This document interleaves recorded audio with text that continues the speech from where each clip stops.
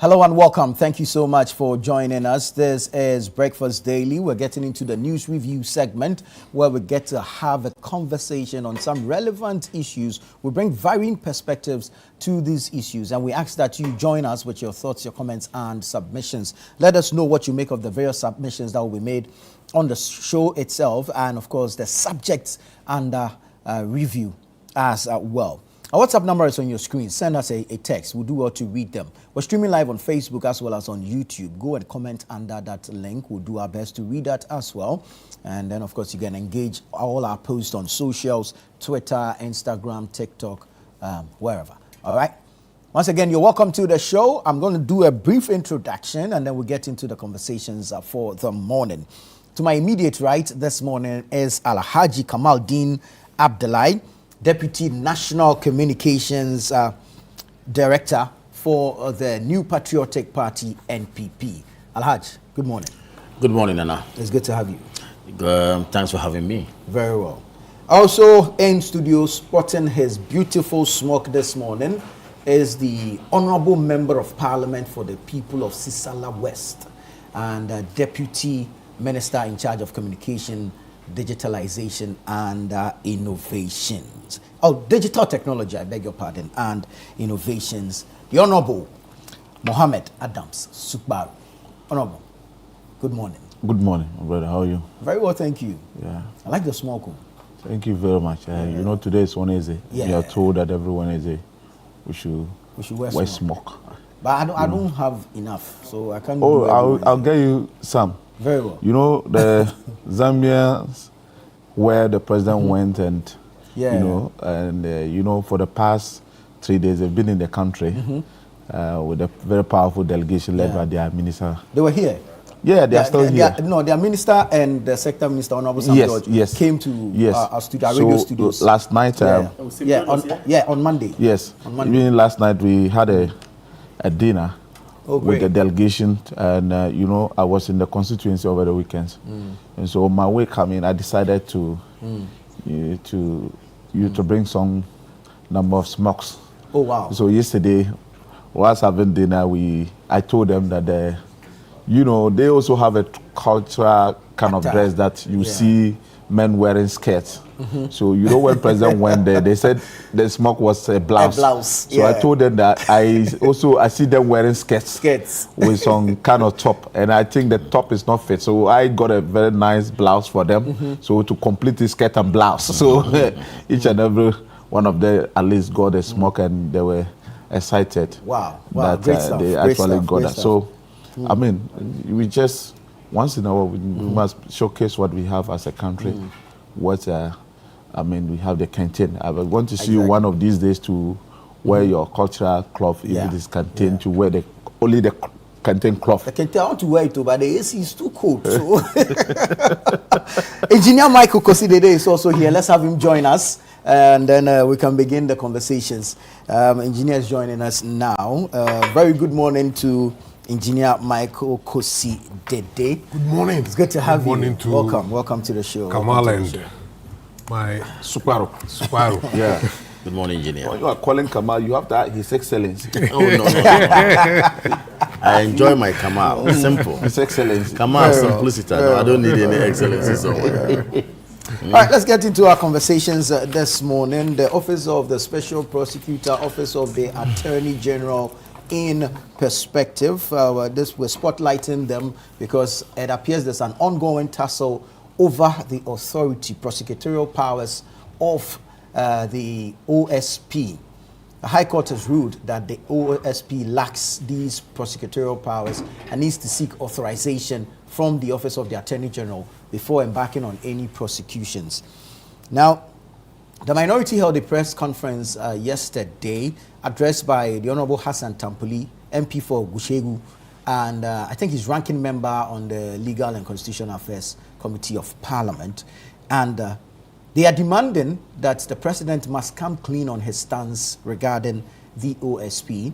They are asking the OSP to go to court and challenge the decision of the High Court. And I'm asking this morning, are we just cutting the OSP to size? Are we showing him who has the real power? Or is corruption fighting back when you fight corruption? Alhaji Kamaldeen, I'll start with you.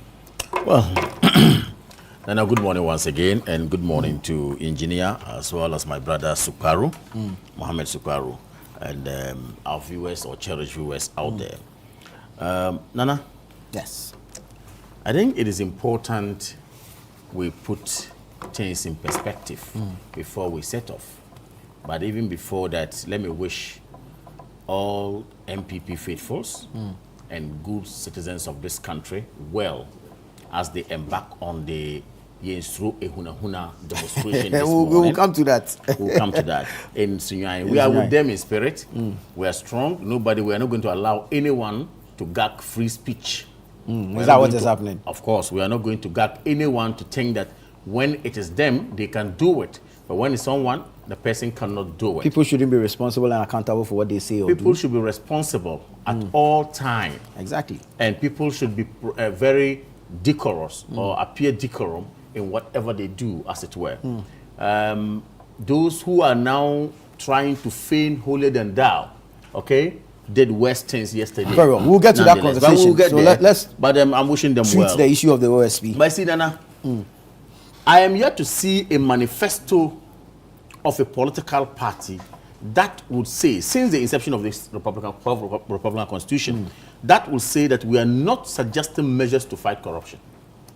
The NDC in their manifesto have something like that. Yeah. The MPP have always had it. Most of the political parties that we have in this country have always had it. So bottom line is that all of us agree that let's fight corruption. True. You understand? When you take President Kufuor, he took measures to put in place a law called the Procurement Law, which eventually established the Procurement Authority. Okay? Today we have been able to sanitize procurement processes within our public sector. And that has helped us, even if we still have more to do. True. But of course, it was a notch higher. Okay? Yeah. Now, fast forward to where we are about OSP. You may have problem with an individual, but certainly you should not have a problem with the institution. Okay? When you are on promising spree that you want to fight corruption. I'm talking about the NDC. When President Obama visited Ghana, he made a very profound statement. He said, let us build stronger institutions and not strong men. I've always worked with that statement. Very important statement. So you may have an individual that you think that you do not like, but the institution must not be a victim. Why? This whole OSP saga has a chronology of events. But even before we get to the OSP, I want to ask NDC a very strong question. What has institutions that, of course, we've earmarked as a country to help us fight corruption and keep responsible beings in us down to them. First, it was the Chief Justice. And look at the way the Chief Justice was removed. Leaves much to be desired. And we have become a laughing stock. Really? Absolutely. Where? Check people who have written internationally about how the Chief Justice was. Lawyers in the UK, lawyers in Africa, Commonwealth lawyers. Most of them said, look, the way we treated our Chief Justice was appalling. And that is the NDC for you. Second, they attempted the EC. It took Justice Bafuboni and his team to say that no, what is before us is frivolous. We cannot establish a prima facie case against the EC. Justice Bafuboni, who replaced the former CJ. Nonetheless, he is still a judge. I have always respected him as a judge. In the line of his duty, I've not seen anything wrong with him. Very well. But see, interestingly, the ratio that Justice Bafuboni used to exonerate the EC bosses, okay, was the same ratio they used to oust the Chief Justice. Interestingly. You are using one to remove or to exonerate somebody, and the same ratio was used to remove someone by establishing a prima facie at the Council of State. That is how wobbling NDC is. But Justice Bafuboni is not on the Council of State. No, of course, all has these processes. I'm saying that he needed to handle the EC matter. But when it comes to the CJ, it was the Council of State. And I'm saying that when you look at the ratio he gave, or the reasons he gave, to say that no, the EC bosses cannot be touched or should not be touched, the same ratio was used to remove the Chief Justice of this country. For the second time in our history, we've had that. Kwame Nkrumah did it to Justice Akosa. Justice Kosa. Okay? And then now is John Dramani Mahama doing it to Justice Tokono. This has raised flags, red flags. And I think that's so bad. Now to OSP. Look at the history. A majority chief whip in parliament. Sorry, a majority leader in parliament. With his chief whip. Okay? Initiated something to say that let's scrap the entire office. They didn't even say the individual. They're talking about the entire office. Should be scrapped. The institution that is going to help us. Okay? Why? Because somebody who they believe was one of them, Martin Kpebu, was arrested and they were not happy. That is the way I infer, what I infer to it. Because Martin Kpebu was arrested, Martin Kpebu was told to go and do what? Hey, you've touched who is you shouldn't touch. Is NDC person? Really? Are you sure? Look, I am telling it's an inference I'm making. They went to parliament based on the constitution. It's two issues. It's either Martin Kpebu was touched or Ayariga himself had a problem with OSP because of the way Amido handled him. Ayariga thinks the establishment of the OSP is unconstitutional. So I'm saying that these individuals thought that a whole institution must come down because they are not happy. Because the constitution reigns supreme. Oh, what's the constitution? I'm coming to it right now. I will read whatever is there. Now, if these individuals started this machinations and we started hearing noises upon all noise, now your commitment to fighting corruption, where is that commitment? That's the question we ask you. If an institution is in place that we all believe that that institution is going to help us, your commitment to fighting corruption, where is that commitment? From the OSP own mouth, he said what? But for the goodness of the president of the Republic of Ghana, okay, he would have been a goner by now because they have not actually stopped fighting him. Right. Must he rely on the goodness of the president? No, that's not rule of law at all. He must not rely. He must rely on the law. That is why the fidelity to the law is so important to us. So I am saying that today, where we are with the High Court judgment, I have read the entire judgment, about 25 pages or so, and safe to say that the last end of the judgment, where the dictum came out that some politicians wanted to fulfill campaign promises, that's how they set up OSP. That one, I thought it was so low by the judge, honestly. That's my view. Apart from that, the judges, if you like, reason for saying that you need authority. For me, I second it. Yeah, I second it. When you read this, it says what? Mandate of the Office of the Special Prosecutor. Section 4.1. Except as otherwise provided. This is Act 959. Act 959. Right. 959. Except as otherwise provided in the Constitution, the office is not subject to the direction or control of a person or any authority in the performance of the functions of the office. is so clear. Okay? Trying to establish independence. Then 4.2 says what? That's where I now side with the judge. It says, subject to clause 4 of Article 88 of the Constitution, the office shall, and emphasis on shall, and we all know what shall means in law when it says it's mandatory. Yeah. Shall, for the purposes of this act, be authorized by the Attorney General to initiate and conduct the prosecution of corruption and corruption-related offenses. Yeah. This is supposed to create a synergy between that office and the office of the Attorney General. Right. So where that synergy is created, Attorney General is supposed to at least give a fiat to the institution, bearing in mind that the Constitution of the Republic of Ghana, per Article 83, okay, for says so. Yeah. So if this is creating it, and you, the Attorney General, who want to fight corruption, who is interested in it, what are you supposed to do? Simply issue that fiat to him and allow him to work. But you don't go to court fishing for cases to go and join. Is it upon request or What? because the OSP would It's need to two request? ways. It's either way. And that's what I'm saying. That we, the people in politics, we are committed to making our promises. And if we have made our promise and there's an institution in place, we don't fight that institution. What we do is just correct the anomaly. That's what I expect. So even if the OSP hasn't written to you, and you have actually, in good faith, wanting to fight corruption, you say that no, there's a lacuna here. If there's a lacuna, let me issue a fiat. Let me issue that fiat to cure that lacuna. Simpliciter. Simpliciter. But because the NDC is bent on clearing every corrupt institutions and do their own things, they embark on what? Patrolling to look for cases in court to go and join, look for high court judgments to use it against the people. To the extent that when the judgment was given, I was appalled by the Deputy Attorney General. He said, oh, we are taking steps to go and take the cases away from them.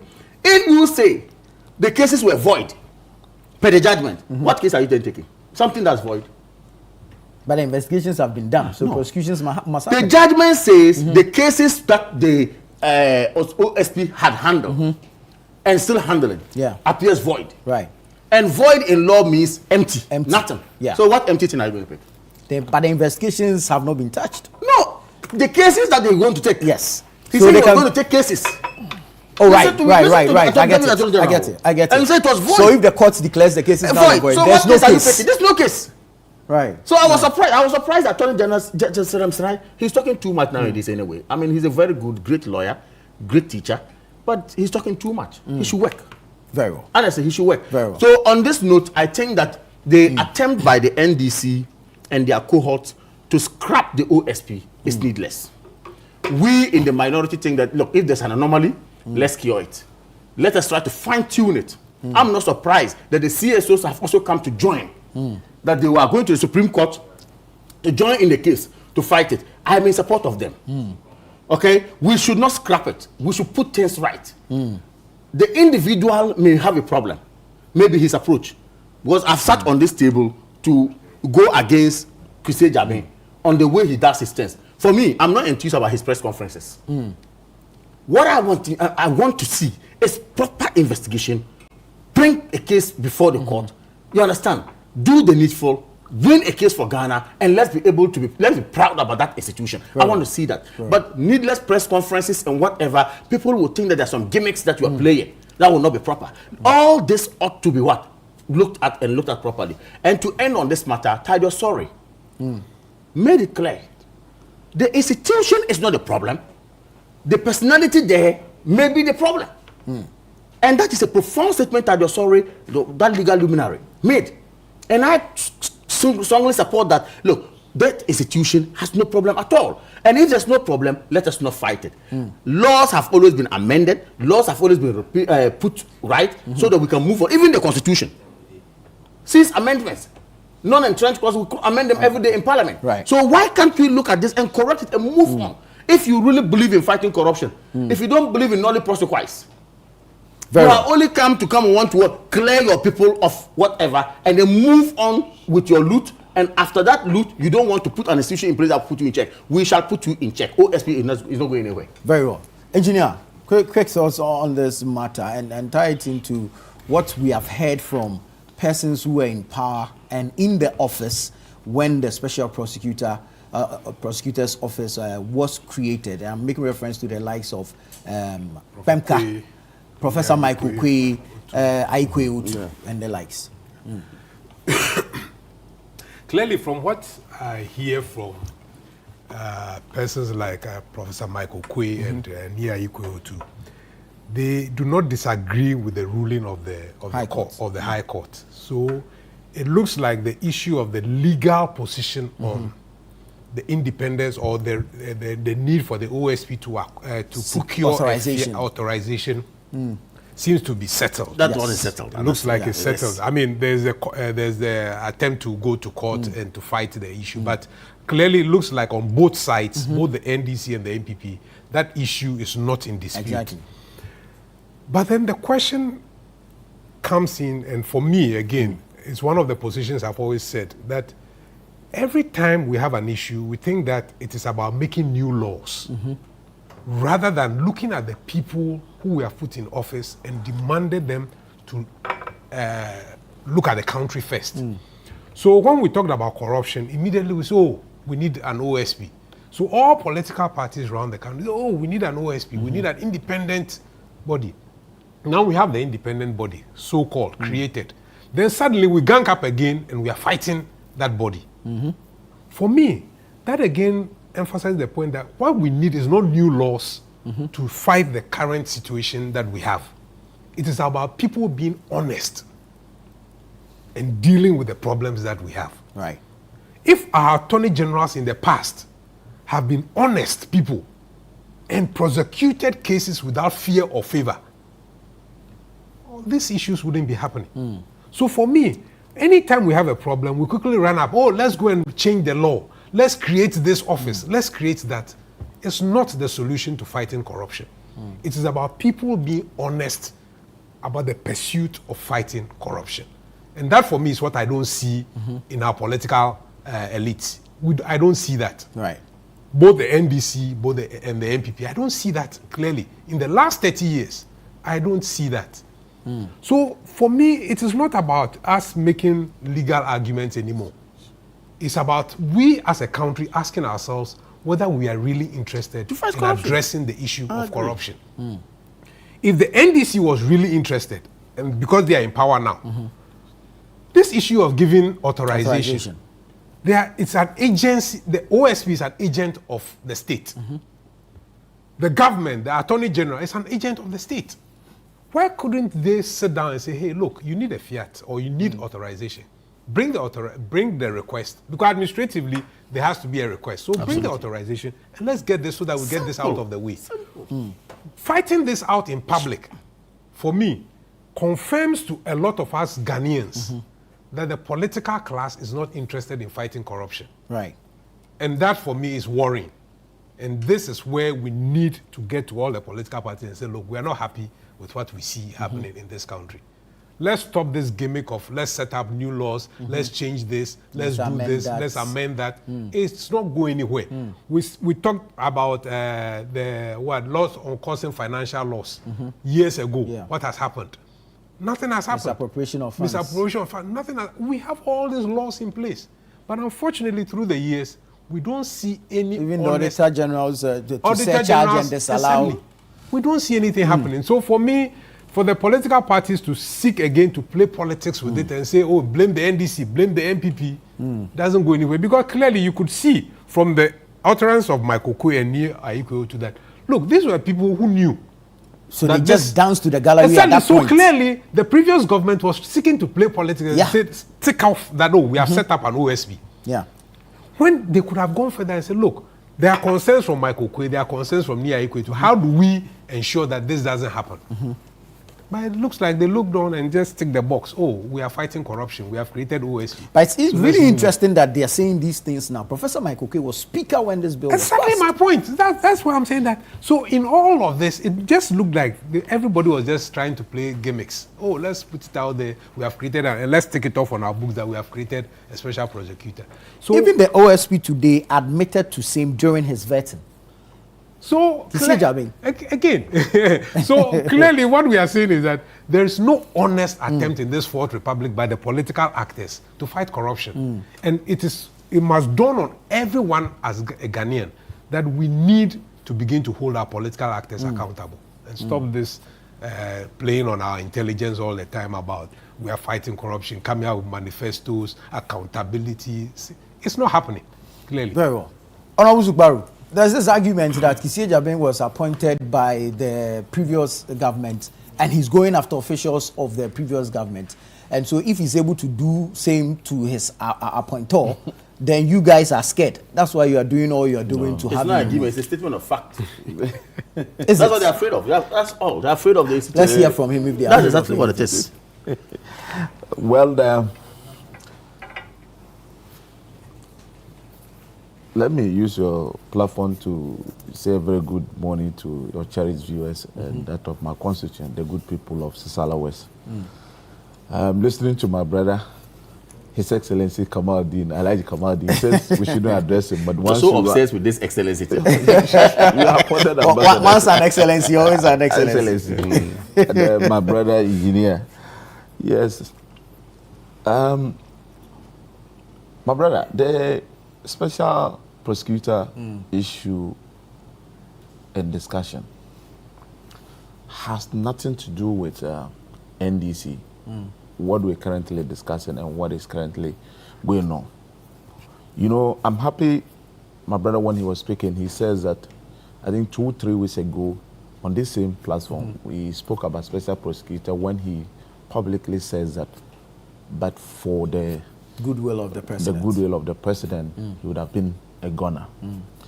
Clearly, that tells you that, or that confirmed that the government, and for that matter, NDC, we have no intention of scrapping that office, or we have no intention of taking him as a person out of that office. If we had, at least right from 2025, instances would have indicated to you that indeed we are in to make sure that we make him either inactive or to take him out of office. Why am I saying that? This particular issue that we're talking about, let us look at it from this point of view. It was not Attorney General that went to court. It was a private legal practitioner, a private legal person decided to seek interpretation of Article 88 of our Constitution, which has to do with prosecutorial powers or authority of that office, of special office, special prosecutor's office. And then per our own Constitution, I'm not a lawyer, but I might lay down, you know, the processes that are ongoing. When you are seeking for an interpretation of a particular article in the Constitution, it is not the office of the special prosecutor that was sealed, because it is the Attorney General that was supposed to be the respondent in that particular case. Any case against the state. Any case against the state. What happened? So, special prosecutor, I think, attempted joining the case as an interest party. And then the court says, no, you are not sealed. It is not your office that is sealed. It has nothing to do with you. It is about the operations and the authority of your prosecutorial powers. That is being. You don't think the outcome of that court case will impact the office of the OSP, so he should have been allowed to join? No, sir, that is a court. I'm not a lawyer, so I'm speaking as I wish when it gets to matters like this, I wish I were a lawyer. Right. You know, but how I follow the case. Then, if you look at the current Attorney General, he was in office when this office was created. He was an MP. He was an MP. In Parliament. And he even spoke. And his stance on this case then is still the same. So you think he's been vindicated? Yes. He raised this particular issue. And when the clauses were being debated on the floor of the House, he raised this particular issue about his prosecutorial powers and reminding Parliament on the fact that per our constitution as it stands now, Article 88. Article 88 says that it is only Attorney General that has that powers, the authority to prosecute. Right. Then that was not taken. And when he went in to defend or to respond to whoever that went to court for that interpretation, of course, if you are appointed as an Attorney General as you sit here before, yes, if a president appoints you and there's a matter in court and you are to represent the state, you are not representing the state on the view of the president. Let's get that clear. He cannot tell you to go to court and say that this is how it's supposed to be. You are appointed as a lawyer, right? It's a constitutional requirement that the Attorney General has to be a lawyer. Must be independent, like in terms of like, you know, how do I put it? But I believe what you get what I'm trying to say. So his stance then is the same now when he went to court. And so the ruling of the case didn't mean that Attorney General decided to go to court to fight special prosecutor as is being alleged. But the deputy is in court at the Supreme Court. Absolutely, that's a different matter. Asking the Supreme Court to declare Section 4(2) of the Office of the Special Prosecutor Act unconstitutional and strike it down. I'll tell you why. The matter went to High Court. High Court do not have jurisdiction or to interpret the Constitution. Right. But once there's a ruling, you must take it to Supreme Court to do that. So what attorney, how do you call it? OSP is supposed to do now. Now that even if you look at, I think on 2021 when he was being vetted, a question was posed by Mama Yaga, same article. And he admitted, yes, his office, his powers to prosecute is problematic. Yeah. He admitted. So it is not something like an NDC, we are finding a way to fight him, or we are finding a way to make him inactive, so that we would not be able, we don't want to fight corruption. No, that idea has to be taken out. That thinking has to be taken out completely. Nobody in government, look, if he knows, Kamal knows, we are politicians. If government wants to fight an institution, I don't think they'll use this. And there are so many ways they can frustrate him. I don't know. I don't have no. I'm not ready to fight. But you have fought judiciary. You are fighting OSP. We are fighting easy. We are all fighting. Look, there are so many. Your government did it in the past, and the man himself came out to complain how he was being frustrated. He described the president then as the mother serpent of all corruption. That was Maternal. Nobody fought Maternal. With a great respect. You see, let's put the cost right. He wasn't allowed to work the way he wanted to. That is his perspective. Yeah. That's his view. And he described the then president. That is again opinion. That's his opinion. And subsequently resigned. What evidences were actually adduced? Let's not take on our side. I'm saying that even the current OSP came out to say, okay, you remember one of the said, when he was speaking, in fact, he was in fact that day I felt bad. So let me call. Because he was being frustrated, left, right, center. The man was frustrated. And everybody saw that he was frustrated. So, you remember that? Because so that's why you are helping him to call. You people are now helping him to call. We are not helping him to call. That's what you're doing now. It is not. You are helping him to call. No, bro. Hold on. What is currently happening, that's what I'm saying. It is not like this is a private legal person. And this thing has been happening. Good. People have been testing the law.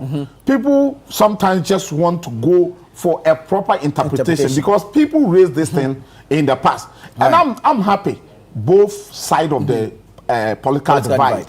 Even including the speaker, the main person who was the referee when this office was created in Parliament. Professor Michael Quay says it. He said it somewhere last week that yes, I mean, he agreed. Nia Ito, what's his name? Aiko also came out to say even the same person who drafted the draftsman, who drafted the policy, the act, the then Deputy Attorney General, Penka, he came and said yes, especially his office then as a former deputy AG has to be blamed.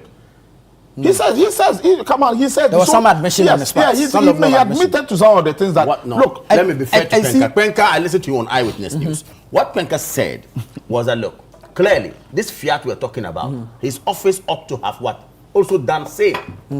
Okay? Aside the LI that they issued, his office ought to have also given an executive, taken a step to do an executive instrument to ensure that they give or they clothe the ASP with that. He said that for some reason because they noticed the mischief of the draftsman. When I finish, you can correct me when I finish. I'm only saying that, okay, I've mentioned quite a number of people also in your side that agree that whoever that went to court seeking for that interpretation and the ruling of the court, they agree to some extent. I'm just saying that. So this should not be seen as a planting by NDC trying to frustrate special prosecutor. That's exactly what it is. I'm coming. This I have a question for you. If he wanted to do, the special prosecutor himself knows the only party, the only government that has given him the needed support, and the only president who has given him the needed support to ensure that his office function proper is this current government. And he said it. So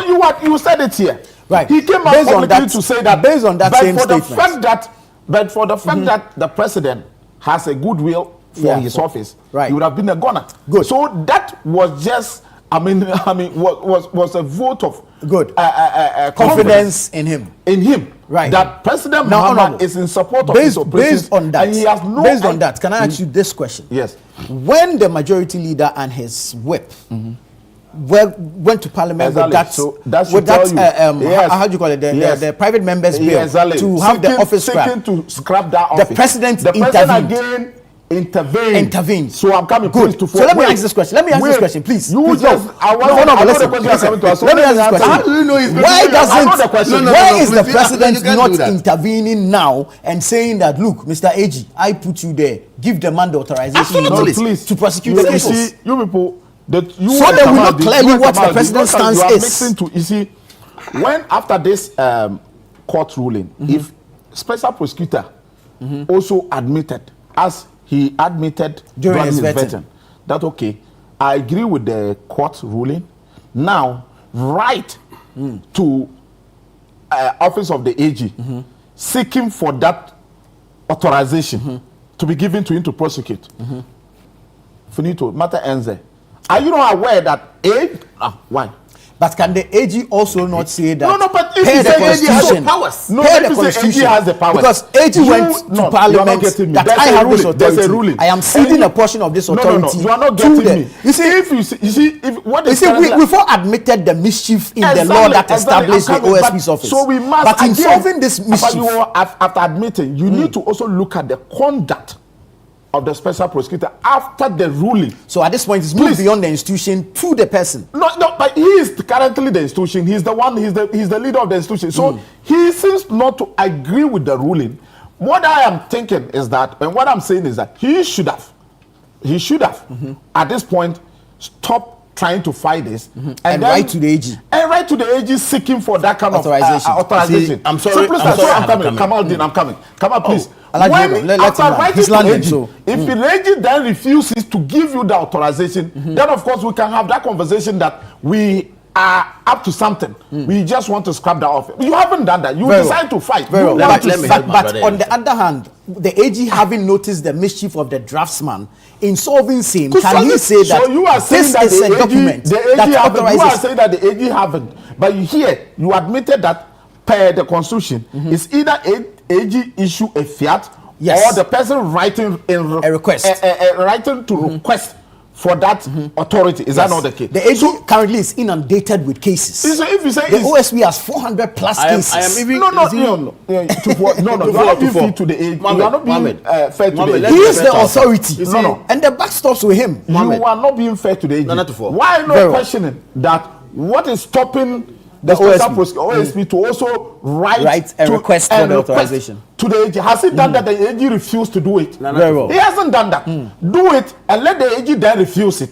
Then the whole Ghana will know that then Okay. AG has a an problem. agenda. You haven't done Very it. well, very well. No, but thank you. You have a parliament. Briefly, just about 10 minutes. Yeah, in a parliament where NDC controls close to 189 seats, and they call this a super majority. Right. Amendment of any law, bringing a bill before parliament for business to be conducted is not an issue at all for them. You have a whole Attorney General's office, which is prescribed with functions, making sure that a fiat is going to be issued will not be a problem at all for them. You understand what I mean? And then the same AG office, instead of ensuring that we have all this panacea to it, says that we are going to court to even challenge the validity of an office which is set up to fight corruption. Impliedly, one is grounded to say that you are not committed to fighting corruption. You see, we have implied conduct and we have manifest conduct. My brother should know this. What we are impugning here is the implied conduct of the people in government, that they are not ready at all to fight corruption. Very You well. see, Thank you. and he made a very important point. He says the president says that, but for, OSP said, but for the goodness of the president, he would have been a gunner. Yes, I agree. He made that point. But you see, this president believes he's very smart. It's PR strategy. Is he smart or he believes? He believes, because some of us know. Listen, let me tell listen. It's a PR strategy. When the sole sourcing matter, which we and engineers sat here and spoke about, the next moment what the president did was that, oh, I'm calling for the document from my minister. Calling for, what has happened after that? Zero. Under investigation. We've heard nothing. Under It's a investigation. PR gimmick. Now OSP matter. Oh, no, stop the bill. Don't worry. You see, for the optics.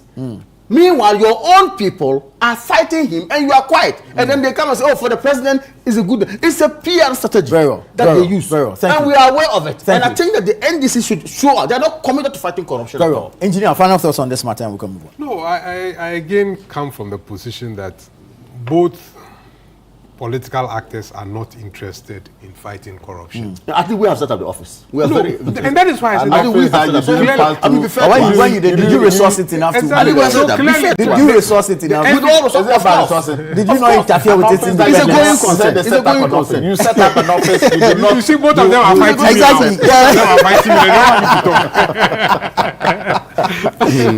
talk. No, but because clearly the evidence that we have now suggests clearly that it wasn't a well thought out process. No.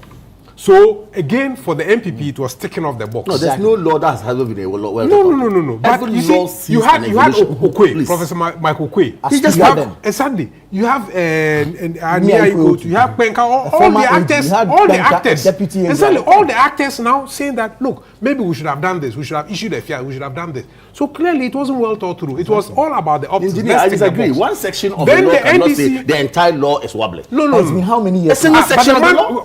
the OSP when he think was that- being interviewed in Parliament also said it. So And why that is- didn't you quickly go and Exactly. then And address there's all a these things? panacea, there's a fiat. But Issue I'm, it. so exactly, so why didn't they issue it? Because when the OSP was being interviewed for this job, It's he obvious the also said MPP it. when they were in So government exactly, knew and when this. they- you Issue and one then has nothing not about so it. the MPP I'm was saying in government. issuance has So not why expired. didn't you just No, issue Alaji, it please then? allow So Ibrahim. no, Well, but allow issuance him has to- not expired. No, So let's allow not him. feel it. If it Allow him. wasn't But it done, wasn't it should issued. be done now. Exactly, but what True. I'm saying is But that why wasn't it done? What wasn't that then? I am saying that So at least the we point have again done well is by that- setting up the office. I even We've feel done well. there was a Okay. deliberate So it was a disservice done deliberate thing. to the Because nation. you remember that when this corruption index, immediately the OSP office was said that the corruption index for Ghana Exactly. looked more favorable. Yeah. So it was for NDC just the Ticking MPP the box. ticking the box. Now our good friends in office, they say, oh, they asked for the president. He's done that. I said, look, the president intervened and said, stop the bill, like Alaji has said. Why couldn't he say, Attorney General, you and OSP go and sit down As and resolve simple this as matter? XYZ. Simplicity. Why can they do that? If you are And that committed, is why I'm saying that all of them, both sides, they are not committed not to both the sides. fight. Political because arguments. you are in the Again, middle, you they are want to be in the middle. they are You can't be in throwing the that middle. us. Because Come on, please. Allow him to land. because he's Allow in him the to middle, make the he's point. trying to play it in the middle. No, but it's called a spade is spade. The people are not committed. You see, No, you see? Let us know. you are not being fair to myself and engineer here. I'll tell you why. Okay. Kamal today is acting as a co-host of the program. I mean, honorable as a point. The interjections have become one fine. too. All right. So That's please okay. allow them to make I that point. think that let the politicians realize that ordinary Ghanaians are seen through the smoke screen now. Exactly. So we are watching them and we know what it is. Yeah. We will take our decisions in good time. Corruption has always been a campaign tool. Yeah. Either for or against. Either we are labeling or we are promising that we will fight it. And today we are in power. But we are fighting it. We are fighting it. Oh no, but are you fighting it? Of course. Where have you heard about any corrupt case that the current government is not showing any interest? Can you just mention one? For the past 1 year, 3 months, or 4 months in government. Then give OSP authorization. In fact, you should be even celebrating him because he's going after your political opponent. You see, so you wait after. Or are you looking into the future? No, which I am saying that. No, which into the future. If me, as I sit here as an appointee, I have nothing to hide. Exactly. I'm not engaged in any corrupt act. So I have absolutely nothing to fear. If they should even introduce more corrupt institutions, anti-corrupt institutions, add to what we currently have. I have nothing to fear. And I believe that every appointee of this government, we are not afraid of accountability. At all. You can scrap OSP today.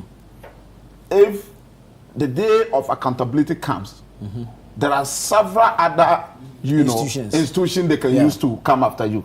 So it shouldn't be seen as though OSP's office is the only institution that we can use, to go after political opponents or to go after politicians. And therefore, politicians are afraid of it.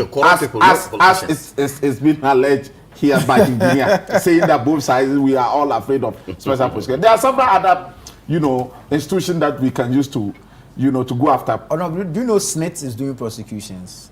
No, you SEPS is doing prosecutions. All of them, including police. But those the prosecutorial powers are stated in the Constitution, not are stated that when they need their powers, they request. But you see, when you see any SNIT court document, it doesn't say the state versus. It says SNIT versus. Of course. So why don't we give the OSP the authorization to do it? And it's not only SNIT, Narcotic Control Board. Exactly. SEPS. They all draw powers from the office of the Attorney General. Yes, exactly. So that's what I'm saying. It depends on the institution. That's why I think that the current OSP, Pesi Lagoon, after this, he should have just, okay, yes, I agree. Even per my own opinion, in the past, you said that you agree with Mama Ayaga on that. Okay, case end. I am writing to Office of the Attorney General requesting for that authority. Just write it. Let Attorney General deny. You know what would happen when that happens? It means that all the cases deemed as void would come into effect. It's legal. Yeah. So he is not supposed to do that. Rather, the Attorney General should clothe him with the powers to continue. And at the end of the day, he would not have questioned the causes that he has done. But if you do this and say, oh, okay, I've listened to the judgment, and all the cases deemed to have been void by the judgment will remain void. Exactly. So an exercise of futility. That's why he didn't do that. So you, Attorney General, should cure the mischief. Simple. Honorable. You see, let's give the man these are legal matters, so you understand these are legal matters. I'm not a lawyer. I'm not also a lawyer, actually. That's what I'm saying. That to me, that's his view. In my view, I also think that Pesi Lagoon should have written to AG requesting for that authority and if the to AG continue. Refuses, then if we AG know that then refuses AG to give you something, then the whole world will know that AG and for that matter government is up to something. You haven't done that, and you are fighting. This thing, if you continue, all of them are at court fighting. At to what end? You should be asking your government. No, it is not government that is at court. Get that straight. Okay. You see, we are not lawyers, but we are made to understand that if you are AG, all the cases AG is currently at court with, the AG will look at the cases and his own understanding of the cases, and not how government or NDC person understand the case. True. That's not how they represent the state. True. They represent the state according to how the matter brought before them, how they understand it, and their own opinion, in their own wisdom, what should be done. That is how they pursue the prosecutor. Exactly. So currently, what is currently happening at court, that should not be seen as the position of the government. Right. It is not government versus Attorney General, how do you call it, OSP. It is the AG led by Dr. Ayini. Very well. versus Very well. OSP. And Ayini, as a respected... Do you know who AG is? No, I'm coming. Oh, wait. I know. So don't say it's not government. No. We know who is AG. You see, you know who AG is. Come on, go and read the constitution. No, first of all, that's what I'm saying. If you are appointed, AG is different from all the cabinet ministers. Let me explain. Sure? No, of course. AG currently... No, come on. He's the only one where it is It's okay, required my by brother. constitution that should be a lawyer. Exactly. So that's what I'm... So AG cannot be at court saying that I am representing if of course he representing government, but AG cannot go to court with the opinion or the understanding of the president who appointed him. That's what I want you to get it. But any other minister, if you are given a policy to implement, a decision being taken at cabinet, and you are asked to go and implement that decision. Directive. That's the president's directive. In the case of AG, it is different. Okay. Very well. Point well made. From where I sit, we won't flog this matter further. I see OSP being cut to size. I see power play. No, we will not flog this matter further. I see someone trying to show you that he's not as powerful as he thinks he is. But there's a message here that says a government truly committed to fighting corruption must demonstrate it by strengthening, resourcing, and protecting the independence of anti-corruption state institutions. It cannot claim to fight corruption while simultaneously weakening or interfering with the very agencies established for that purpose. Now, this is for all of us. He says, Nana, today is my birthday and I want the whole world to hear my wishes from you and your team. Don't also forget to shake my Momo line. Who's that? Aminu from Ensawam. Aminu, we send your Momo line. Don't send your Momo number. Aminu, don't worry. In fact, the man regulating memo is here. So He's regulating the man regulating memo is sitting here. Aminu, you send the number. We will send Noko. Everybody will send 200. We send Noko. You understand? He's very lucky. The man regulating memo is here. No. But happy birthday to Bank of Ghana, not us. Telecos. But Telecos carry. They are the Momo is at the Bank of Ghana. okay. Now are separating. They are creating fintechs. So Memo is at the Bank of Ghana. MTN has a fintech company, a mobile That's fine. fintech company limited also. Begging. Yeah. Let's look at street Anyways, Aminu, happy birthday to you. We wish you God's politicians blessings out and we pray that you continue to Let's go to age the gracefully street begging. and keep Yeah. watching Channel 1 That television. is All right, Alhaji, why are you in Sunyani demonstrating? Yes, we are in Sunyani because the people who yesterday thought it was proper for them to publish a revered Muslim, a respected Muslim, in fact, one committed to his faith, Dr. Alhaji Mahmoud Bawumia, the flag bearer of the New Patriotic Party, to erroneously and forcefully publish him holding a beer in one hand, okay, holding a plate of pork in the other hand, in a jalabia, calling him a non-Muslim or not a proper Muslim. The same people today saying that when somebody publishes an image of somebody, she should be incarcerated. What a hypocrisy. You know my problem with That is why we are in Sunyani. You know my problem with the statement just Sim George. Did you not My brother condemn, Sim George. Did you not condemn this? Sam George. No, I'm not sorry, Sam George. Sam George. Sorry. You see, you keep doing this intentionally. Oh, that's not intentional. Okay, say Samuel and be free. Samuel. So Samuel. it's Yeah. the syllable. You know what syllable is like sim. So that's why. You see, Oh, Alhaji. Sam George is on record to have written even against judges in this country. Even at his vetting, he was actually confronted with some of these things. He wrote all manner of distasteful things on his wall. Nobody incarcerated him. Many of their communicators. I'm not saying that if it was wrong yesterday, it should be right today. Exactly. I'm not saying so. Very well. However, Alhaji, please hold on you for me. don't. There's something Yes, okay. happening. The Honorable Minister for Health, Yeah. Kwabena Minta Akando, is actually in our radio studio now. Okay. We've been directed to take that live. Okay. So we'll have to cross over to our radio studio now for, So you're going to talk about for the Abubolans? the health Oh, no. minister's conversation with the CBS team.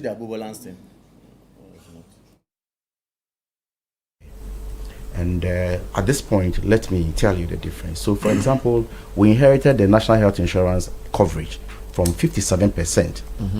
And then now, as I speak to you now, we are about around 66%. What it tells you is that there are more than 12 million Ghanaians who are not part of the national health insurance. That's what it tells you. So, if you proceed on the assumption that, look, almost everybody is part of the national health insurance, you are proceeding on a very dangerous grounds. And to tell you the truth, Ghana is not all about crowd in the cities. There are people who find it extremely difficult even to renew their cards. Okay. And so the National Health Insurance card takes care of subscribers. Okay. So if you are not a subscriber, you cannot access National Health Insurance. You can access primary health care as part of National Health Insurance, but you need to be a subscriber.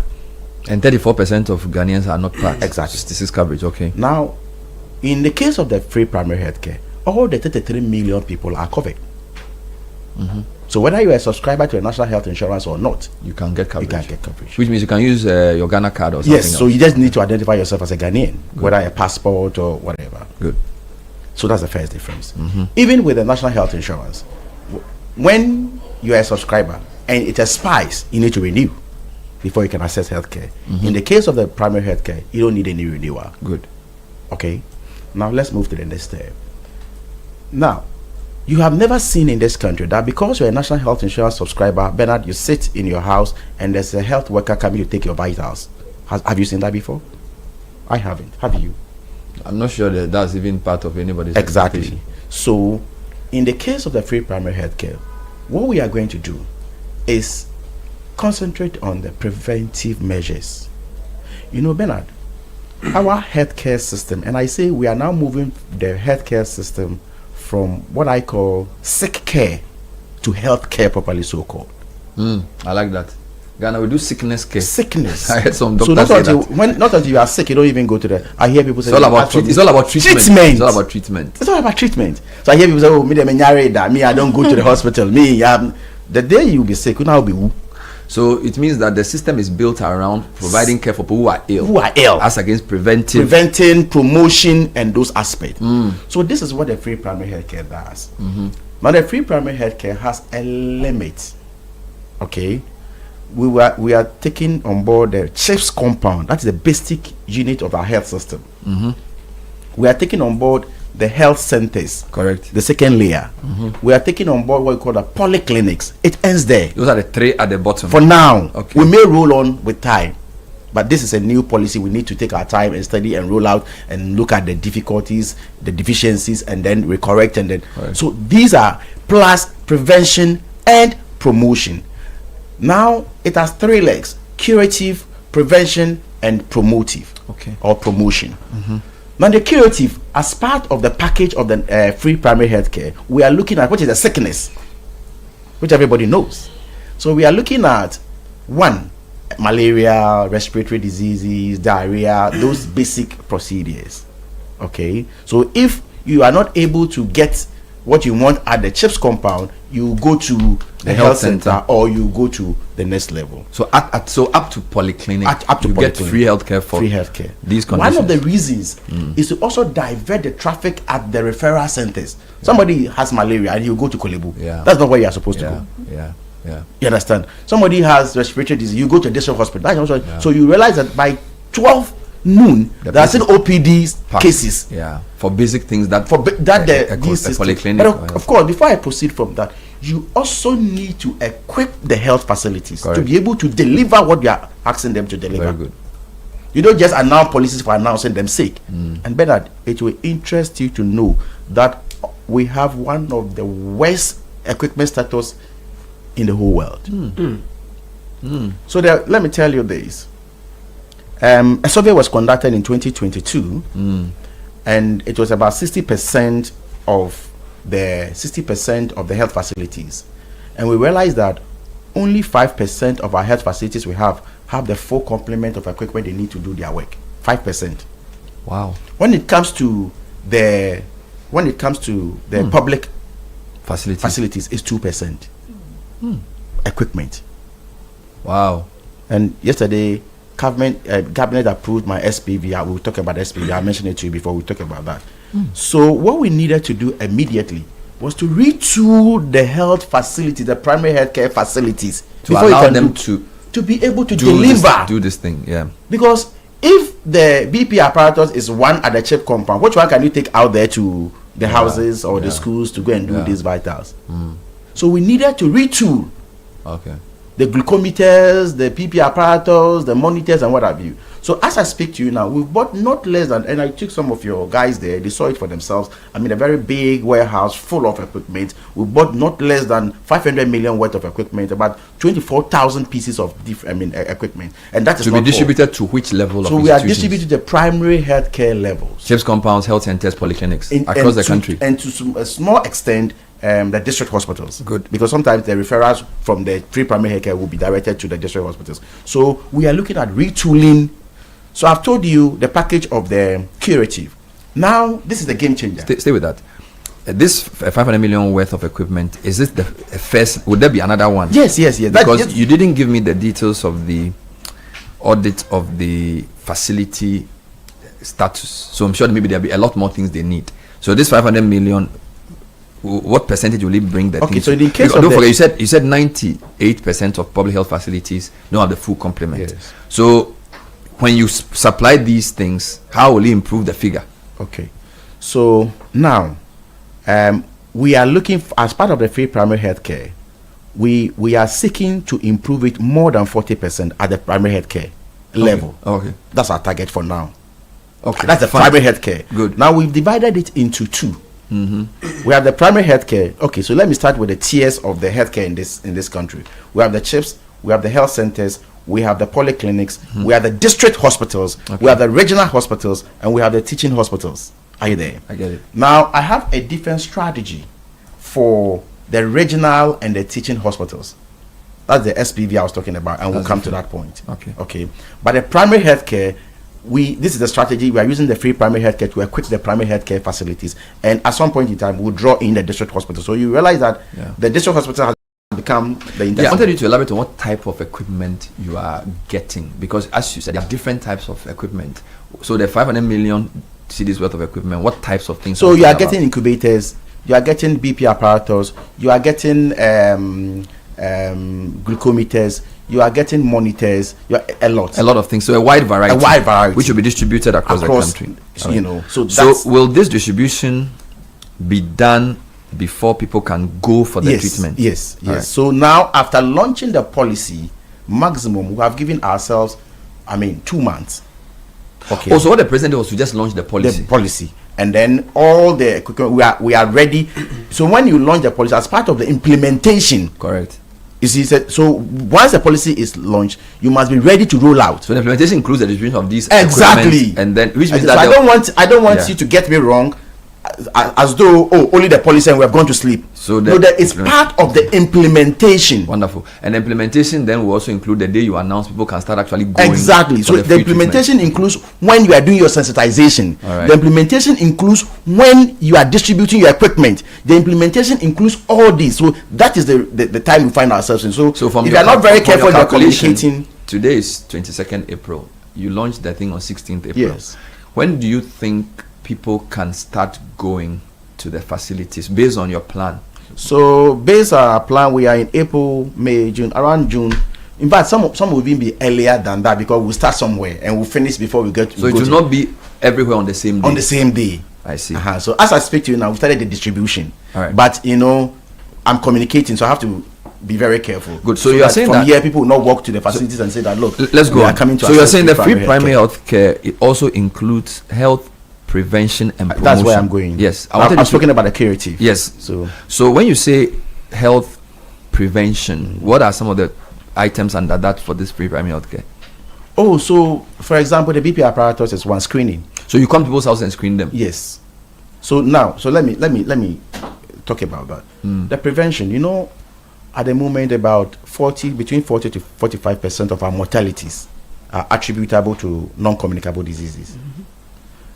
And the survey has it that only 35% knows their status. So it means if you don't know, you're more likely to die. So by the time you have a stroke, or you've gotten to its complicated stage. Correct. There are two aspects to it. If you know it early, it can be prevented. Correct. Okay. Or when you take your screening seriously, you can prevent it. If you also detect it early, you can also cure it. Chances are higher to survive. Very good. Okay. So we think that as part of the free primary health care, we should move to screen people.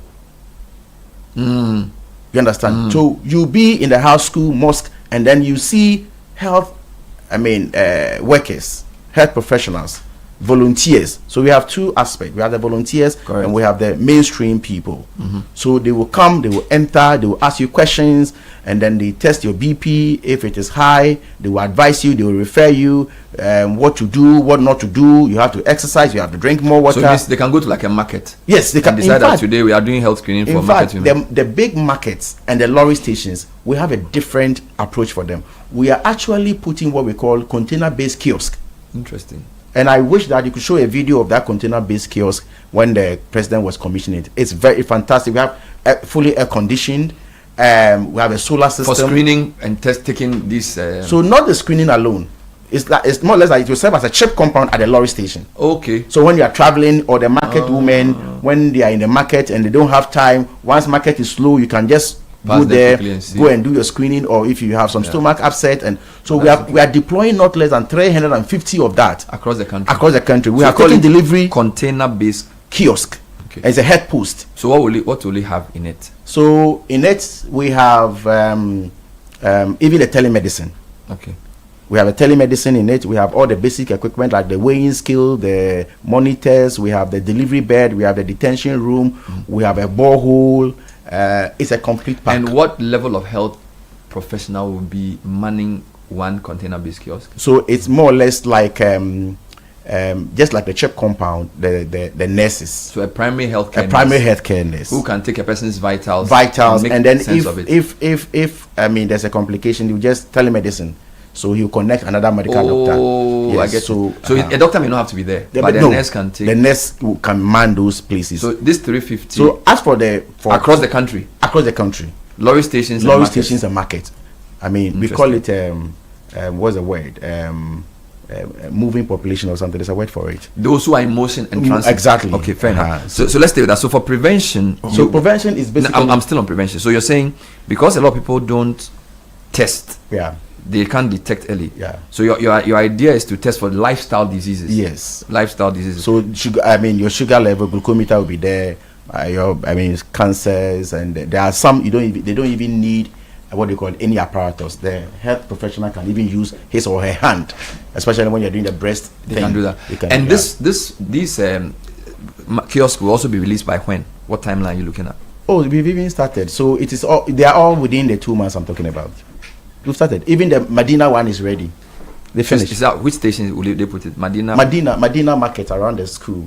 Between the market and the school, there's a school there. You wanted to ask a question on that? Just linked to that because I was going to ask him what the modalities are for selecting the placement sites, considering the imbalance we have when it comes to access to healthcare. So the 350, if you say there's one in Medina, I'm saying getting access to that kind of healthcare in Medina is pretty easy for most people. So what are the considerations for the allocation? Okay, so our main target for the free primary healthcare, for example, we haven't gotten there, but I'll tell you, we are not going to roll out the whole country at the same time. Okay. Out of the 261, we are starting with 150 districts, and our main target is the rural areas, where there's very difficult to get access to healthcare and all that. So the rural areas is our target. So it's not like we are rolling out a whole region and we ignore other regions. So in every region, so it's district based. Yes. So in every region. So for example, if you come to Greater Accra, we may be looking at the Shai Oshudoku. We may be looking at the Nima, those areas. Okay. So that's our target. So somebody has done some work around. Yes. So we have access, availability. So we have a definition at the Ghana Health Service. Of underserved communities. So that is what is guiding us at the moment. So there's a definition. Beautiful. And they have certain parameters to arrive at that definition. So underserved communities. I'm interested in the preventive thing. Yes. So let's continue. So you do the test for a person, and the person detects that they have maybe their blood sugar is a bit high. What's the next stage? Okay. So if your blood sugar is a bit high, and so let me link the free primary healthcare to the national health insurance at this point. Then I'll come and link it to Mahama Cares. Correct. So all the policies we are rolling out, they complement each other. It's a comprehensive healthcare system we are building. You understand? So pre-primary healthcare, national health insurance, Mahama Cares. You understand? So at this point, when you end at the polyclinic, okay, you need a national health insurance to take you to the district hospital, to the regional hospital, to the teaching hospital. So you don't go to, let's say, Kolebu, and say that even if you have a malaria, which is captured as part of the free primary health care package, you must know where to go. It's important. So you don't walk to Kolebu and say there's free primary health care, and so I have come. Do you understand? And so that is why we are saying that it is important. And so we are taking this advantage to encourage more people to get onto the national health insurance. So it's not a replacement. So that if they have conditions that require them to go to district, exactly, and regional and district hospital, they will have you go with your. So you see the system we are building. Yeah. So if you have a condition that you need to proceed, then your national health insurance will then take you there.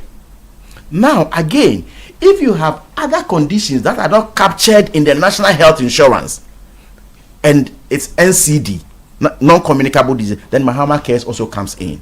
So Mahama Cares is for non-communicable disease, and we've communicated because NHIS doesn't cover those. Some of them. And even those that it captures, we are now taking them out and giving it to Mahama Cares. So Mahama Cares, should you see, leaders should be able to solve problems. You understand? Now, what is the main problem in the health sector? What is it that is affecting everybody on the globe? NCD.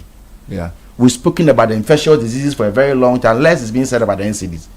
But that is what is killing us at the moment. In fact, the 45% I'm talking about, if you move the age upwards, the mortalities, we are including the children. That is even the more reason why it's 45.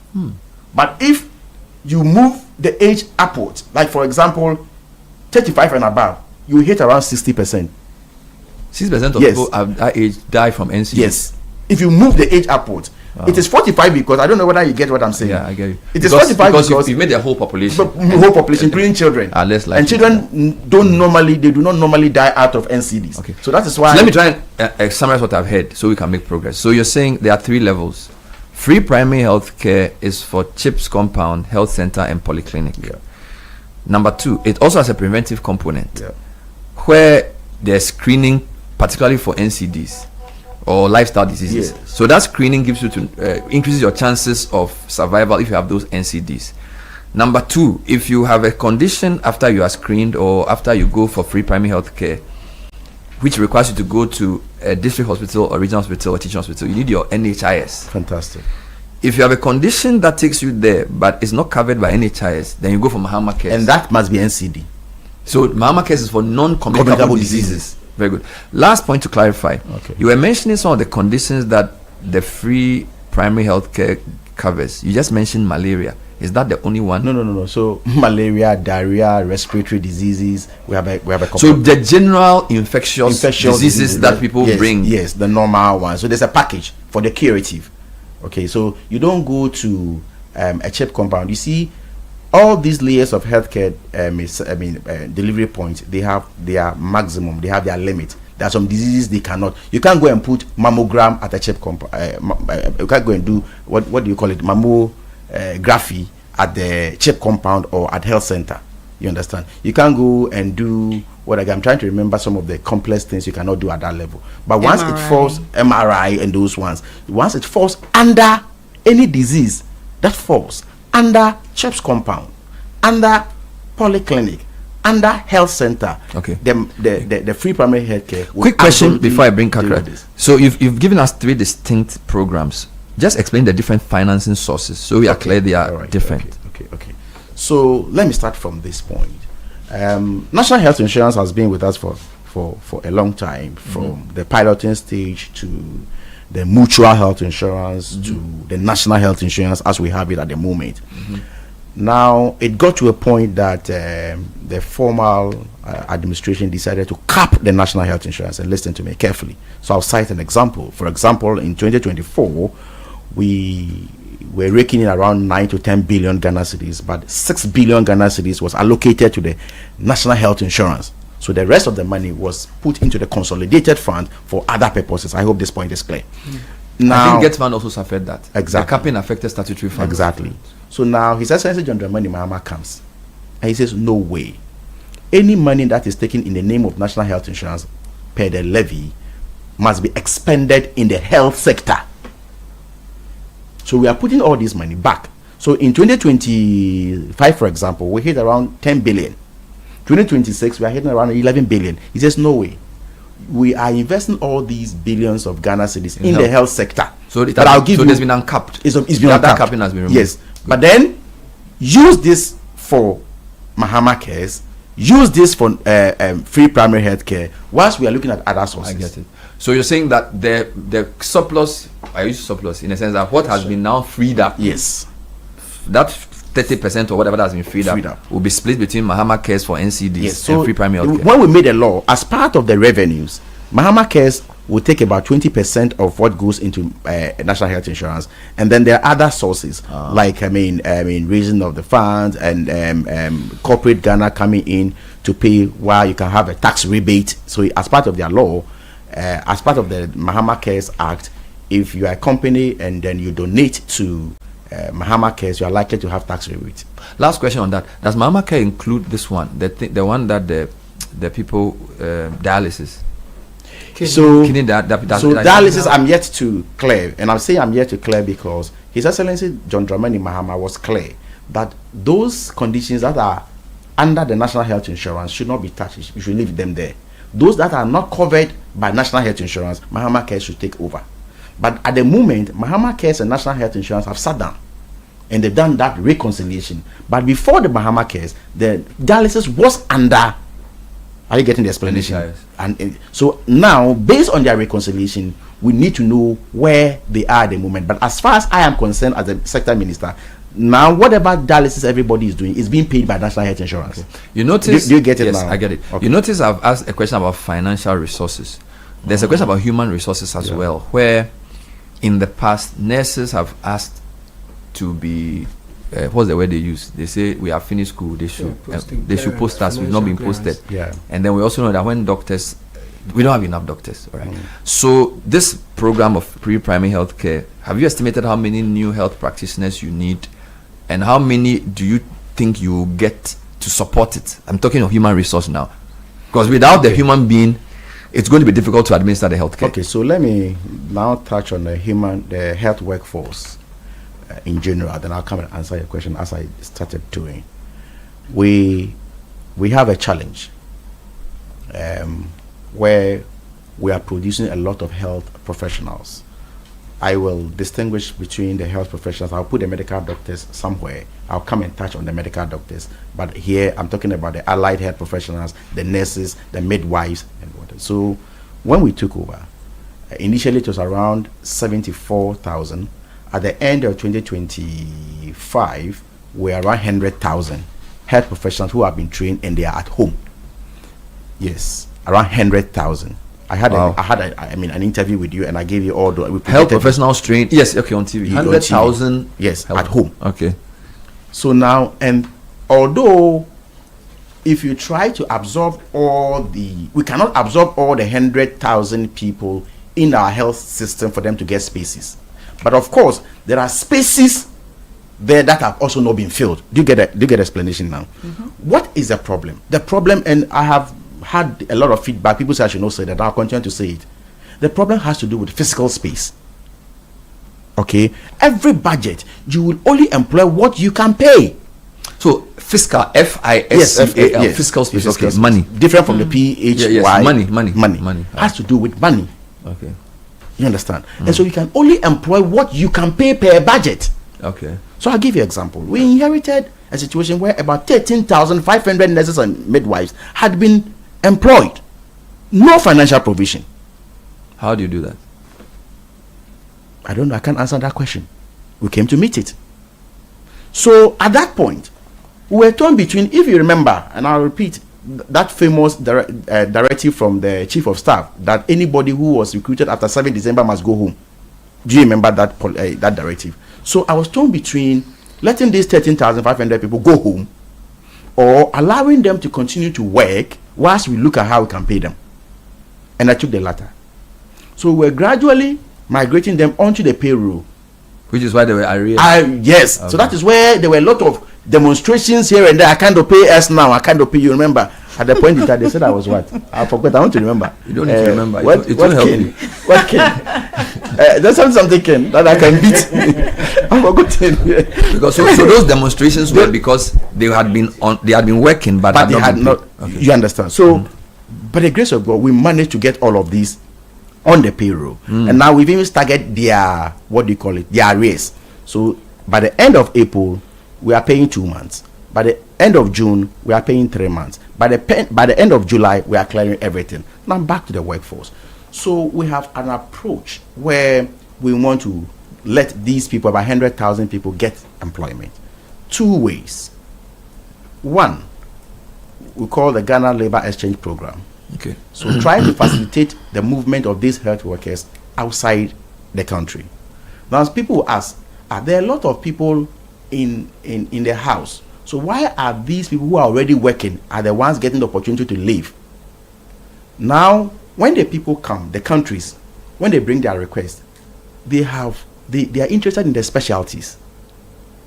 Okay, they'll take critical nursing, oncology nursing. So these are the ones so we realize that we don't have enough in the system. So quickly, the ministry has rolled out courses in the nursing training institutions to train more. So we are piloting at 2 in the Kolebu, Tamale, and then Konfanoche. So we are doing those courses. So once those people leave, they create that physical space, not a physical space, so that we can employ more. So let me understand this. The Barbadians or whoever comes for our nurses, yes, then that creates employment opportunity for the 100,000 who are waiting. Home. But those 100,000 waiting must be specialists too. So they cannot just go with their basic nursing. So those already in the system must be the specialists or specialties so that they can fit the global demand. So we should be able to train more. That's my point. So if you take a specialist nurse from Kolebu, you can't replace them with a basic nurse who are just being trained. So that basic nurse, whilst he's waiting, must also get the training. He must get the training, and those even that are in the system can also upgrade themselves. So that the space, so it means it's like a revolving door. Exactly. So that's what we are doing. That's one. Okay. The other aspect is also government deliberately employing some of them. Okay. Every year. So apart from the 13,000 we employed, Ato said, Masa, you have put about 13,500 on the payroll, and the crime in you are also telling me to let you employ more. And this is Atu forcing. Yes. Just to be clear. Because there are a number of Atus in the system. So back and forth, it's been agreed that this year we are recruiting over 16,000 health professionals. In this case, we are not looking at nurses and midwives alone. Okay. The pharmacists, the farm technicians, the allied health professionals, the physician assistants, the nurses. 16,000 of them. 16,000 of them that we are employing. So gradually we are absorbing some of them in our system. Interesting. But this recruitment will also be guided by our needs in the free primary health care. Correct. So for example, if we need more community nurses and we are recruiting about 4,000 nurses, and it's the community nurses we need, then we employ, let's say, about 2,000 community nurses or even more. Good. Just a quick question. This 100K health professionals, I think a large majority are nurses, correct? Yes, a large majority, about 40 to 50,000. Do you have an idea of the exodus of nurses per year, general average? Yes. So the last I checked in 2025, if I remember clearly, it's about 1,000 thereabout. About 1,000. About 1,000. I'm trying to see how I'll get a figure. I'm trying to see how the vacancies. So it means that there will still be a lot of people sitting home. Yeah. Because if you have 100,000, if you have 1,000 go every year in the next 3 years, let's say even 4,000 leave. Yes, they are still. So those 4,000 will come in through the door, but it's a big issue. Yeah. So fiscal. So let me get this point. If money was not a problem, do you have enough spaces? Physical, PHY? No. For all the 100,000, no. We can recruit at a reasonable number of the 100,000, but of course, we don't need 100,000. Okay. Health professionals. Which brings me to Agenda 111 because I'm trying to. You have 100,000 health professionals at home. 13K you took in, another 16K you are taking in. So at least about 60K will still be looking for work to do. Yeah. Right? At least 60,000. My question to you is, you need new hospitals. Yeah. To absorb these health workers we are training. Yeah. That is correct. That's right? correct. There appears to be a trade-off between continuing what the Akufo-Addo government started it with Agenda 111 and coming up with your new emphasis. Now, what you've described in free primary healthcare is not necessarily an infrastructure issue, but you are setting up some clinics or health kiosks and that type of thing. So I read, for example, the news center, the headline that week was that the Ministry of Health has decided to abandon Agenda 111 and focus on 350 kiosks. And because in their head, you cannot do both. Do you understand? So I want you to deal with that. Okay. Is the 350 kiosks your answer or your new infrastructure program in comparison to what the previous administration started? Bernard, before I come to answer this question, I separated the health workforce. I said, let me put the medical doctors somewhere. So let me touch on deal with that. Then you come to come to the questions. So the medical doctors too. What we realized was that about 50% of our medical doctors we have in this country was in Greater Accra region. If you add Ashanti region and Greater Accra, we are hitting 60 to 70%. So what I decided to do, and that has been back and forth in the media, that look, we have to post the medical doctor to the districts. So I took a very firm decision that look, let's go to the. Of course, they have legitimate concerns. I will not deny that they have legitimate concerns. But Bernard, I keep using these examples everywhere I go, and I'll keep using them. There are people who disagree with me. Bernard, I come from Jabuso, Sefia and Tobia. The cocoa used to be the backbone of our economy. Okay, so they use the process of this cocoa to take care of all of us, including you, Bernard, in our schools. Then you and I will finish school. Then we say because that place is a village, we won't go there to work. It's not fair to the people in Antobia. In as much as you have legitimate concerns. So I said, no way. We'll address those issues, but people must accept postings to those districts. So as part of the, attempt to resolve those issues, I took a tour in the country to places like Uti, West. So I met chiefs, regional minister, district chief executives, MPs. Look, if you don't give me a befitting accommodation for my medical doctors, I'm not posting any medical doctor. And some of the regions, like Savannah, they are even ready to put a pickup at the disposal of the medical doctors. Wow. Yes. So I got some of the regional ministers, some of the MPs paid their accommodations themselves. Whilst government has not taken a central decision. Yes, they were willing, and they were all. I met the opinion. Accommodation, transportation. Sometimes some of them even said that look, we will give. Allowance, what do you call it? Fuel allowance. Serious? Yes. Before Atu. You see, approved. I didn't want to make it a general government policy because it will require a lot of resources. Before the nurses will also come, before the pharmacists will also come, before the teachers will also come. If it becomes a central government policy, everybody will then follow up. But when we are able to decentralize it to that level, and then the DCs are on board. I got to a region that a private person said, look, he's ready to put one of his accommodation residents at the disposal of the health directorate. For free? For free. For free. So these are some of things, and I'm saying that they have legitimate concerns. So when you did that? When I did that, now this is the results. We have 8 regions we've categorized as underserved regions. Now in 2024, only 12 medical doctors accepted postings into the 8 regions. 12 per our records. 1, 2, 3, 4, 5, 6, 7, 8, 12. Yes. To 8 regions. To 8 regions. So even not if 12 per region. No. 12 for the entire region. And not 12 per region. For a region. Serious? It's 12 for the entire region. So even if you want to have 5 districts, multiplied by 8 is about 40 districts. And they obviously have more than 5 districts. 12. Okay. Now when we took this decision, there was a lot of backlash. We will leave the country, we will do this and all that. As I speak to you now, we have about 100 people who have gone to these same 8 districts. 100. 100. We are not even done. Now, after this free primary healthcare and what is in the system now, we are going to issue a statement. Those who have not accepted the postings, we are going to deprive them of that opportunity and open up. And even if you completed yesterday and you are a fully qualified medical doctor and you are willing to go, we'll give you the opportunity to go. Wow. This is what we are going to do. This is what you see, you have to identify your problems and then. So now that these 100 have accepted, because I remember you said OT had only 3 or 4 doctors. Yes. So would you say that OT, how many have So now I have to check specifically with the OT. By the way, the 8 disparate districts, if I can go through them. So the 8 Savannah, Upper East, Northeast, there's Western North, OT. Yeah, they are the 8 regions. So the number is not at least 100. 100. For these, so my target, for these 8. So at the moment we have districts until this, attempt. There were districts in this country without a single medical doctor. Jesus. So my target is that give me 2 years. Every district in this country, because I cannot fix all the roads. I'm not minister responsible for roads. I'm sorry. I cannot fix all the water problems. I cannot fix all the, the light problems. But it does not also mean that I should not work. You understand? So from your target, in 2 years, every district will have at least 1 doctor.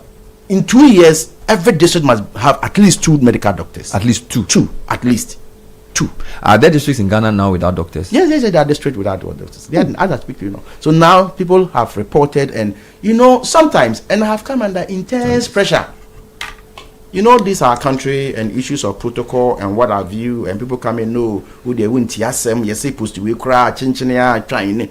You will not want to be in my position. By the way, does every district have a district hospital? Not all districts have a district hospital, but they have, some districts have polyclinics, and the polyclinics also require medical. Which is why I did Agenda 111 question, because I think the plan. So let me get there. So let me link Agenda 111. Oh, before he goes to Agenda 1, I just have a follow-up question. No problem. On the sending doctors out to the regions. You share some kind of success story with the interim measures to get vehicles, water available, etc. But if this is a target you have in 2 years, and it's also something you expect to be sustainable, then beyond individuals in the community, ministers, regional ministers coming in to provide some of these amenities that the doctors will require to stay in these deprived areas, how will you, or what's the structure to sustain it, so that in the absence of a regional minister who is providing vehicles, let's say his tenure ends, the system will continue and we will still get doctors accepting postings there? Okay, right. There are a number of policies we are rolling out. One, we are looking at how we can motivate health professionals who accept postings to rural areas. That's one. I'm not talking about it because we've not concluded. I don't want to put anything out there. Number 2, there's a policy that you don't construct any health facility in any part of this country without accommodation. So it's a clear policy now. And number 3, what in my own small way I'm doing is that I'm trying to let the district institutionalize some of these decisions we are taking, so that any district chief executive, that council continue. So these are some of the things we are doing behind. So deal with Agenda 111 for me. Now, when I explained the free primary health care, I told you the layers of the free primary health care. Agenda 111, the lowest facility is district hospital. So it is not as though we are building district hospital as part of Agenda 111 and as part of the free primary health care, and we have abandoned the Agenda 111 project. So Agenda 111 starts from district hospitals upwards. Okay, but we are dealing with primary healthcare facilities, as I've already indicated, that it ends at polyclinic. And even the kiosks we are introducing, at best, it serves as a cheap compound. Okay. You understand? And there are only 350 of them. Now, it does not mean that we will not continue Agenda 111. This is where the answer comes in.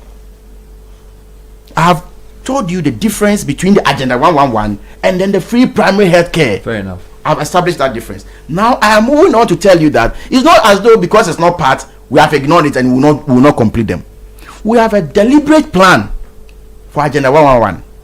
Its completion. When we came, we allowed the complete auditing and to understand what we were inheriting. There are people who are taking mobilization they had even never reported to site and all that. Now, if we say that we'll be able to complete all the Agenda 1 project, which is more than 100 projects within 1 year or even within 4 years, it's a lie. Let's be realistic. And I started saying this when I was in opposition, and you heard me loud and clear that there was no way we were going to be able to complete these 111 hospitals within the time frame His Excellency the President gave us. If you remember, the last time he gave us was that he was going to hand over 111, all the 111 before he leaves office, you remember? Yeah, exactly. But not a single one of them was in operation as at the time he was exiting. Okay, so what we are doing, and about 4.8 billion Ghana cedis has been spent on it. If they had strategized and they meant completing them, that 4.8 billion alone could have completed not less than 20. If you had faith, you want to build 100, at least you can start with 20. But we are told about a number of them were at 70% complete. Yes, that's correct. That's correct. That's number? civil works. If you say 70% complete, it's civil works. Oh, okay. If you add the equipment, and please take note that if you say a health facility, so civil works means the building. The building. It's not only the building. Okay. If you say health facility, it's a building, the equipment, the personnel. But in terms of construction, it's the building, okay, and then even sometimes in some cases the consumables. So you've been in office for 15 months.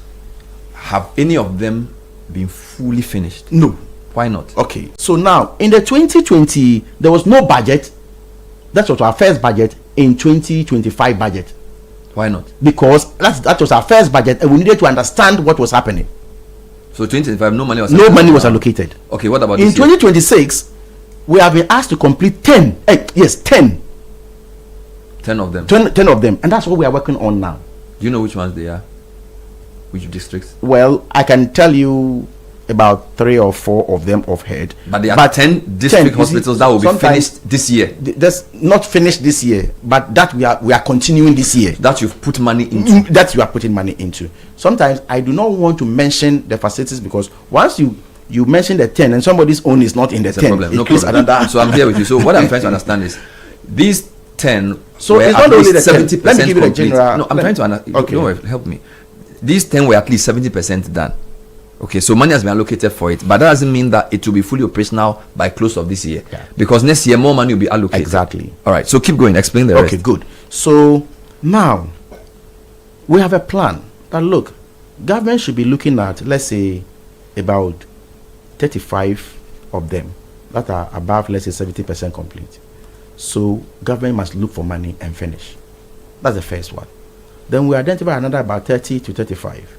Then we say, look, we have other facilities like the CHAG, Christian Health Association of Ghana. We have that relationship with them. We give them their compensation. Government pays their medical doctors, their nurses, and what have you. So can you come and pick some of them, finish, equip, and run? Non-profit organizations. What we are interested in is. But it will still be called a district hospital? Yes, district hospital.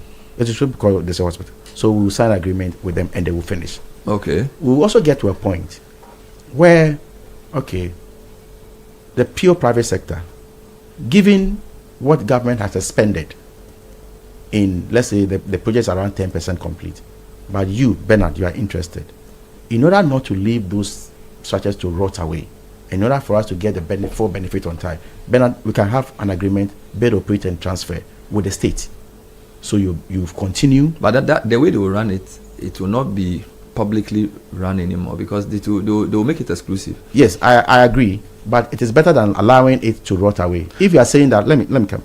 If you are saying that government is going to look for 20 billion Ghana cedis to finish Agenda 111, it will take us more than 10 years to be able to do that. By the end of that 10 years, none of these facilities you are talking about can, So for this government, you will finish the 35. That is 35. It's not as if we are finishing only the 35. No, I'm saying you finish 35 with your own budget. Yes, that's what we are looking at. Then another group, you partner people to finish. Exactly. And the third, the private sector will come in. Yes, so you can even say that we will finish the first 35. That's what we are concentrating on now. Then the rest, we are inviting the private sector to also because more or less the CHAG are somehow. So that's the strategy, because if you don't strategize, have any of the CHAG, a lot of them have shown interest in the whole. A lot of them. But there's a decision to be taken by cabinet. That's why I'm dragging my feet.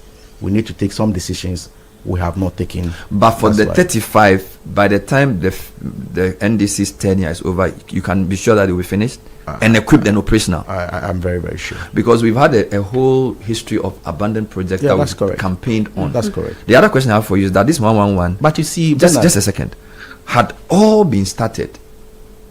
I seen, when you did the audit, can we say that all 111 district hospitals had been started? No. There are about 10 to 15 that have not been started at all. There are about 20 of them that are below 15% completion.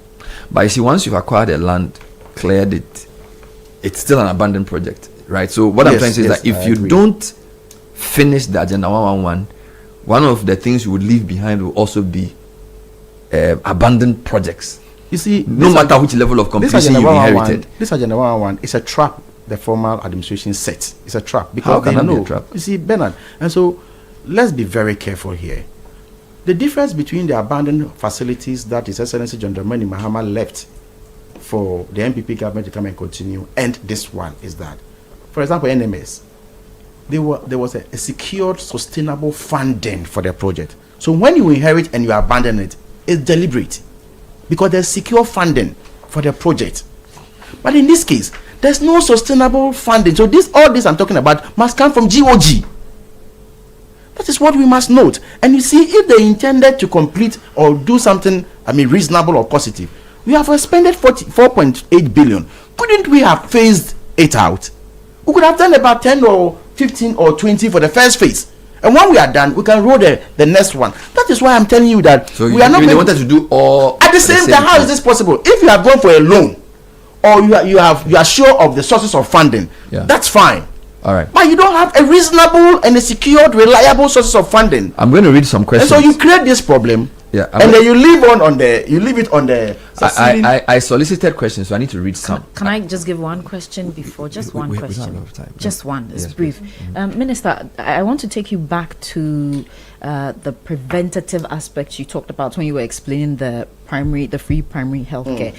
I'm curious whether this integrates the alternative or traditional medicine and also nutrition-based care. Okay, so the nutrition one is part, but the alternate tradition, the nutrition one is part of it, but the traditional one, we will have to look at it again. We have some of them at the district levels.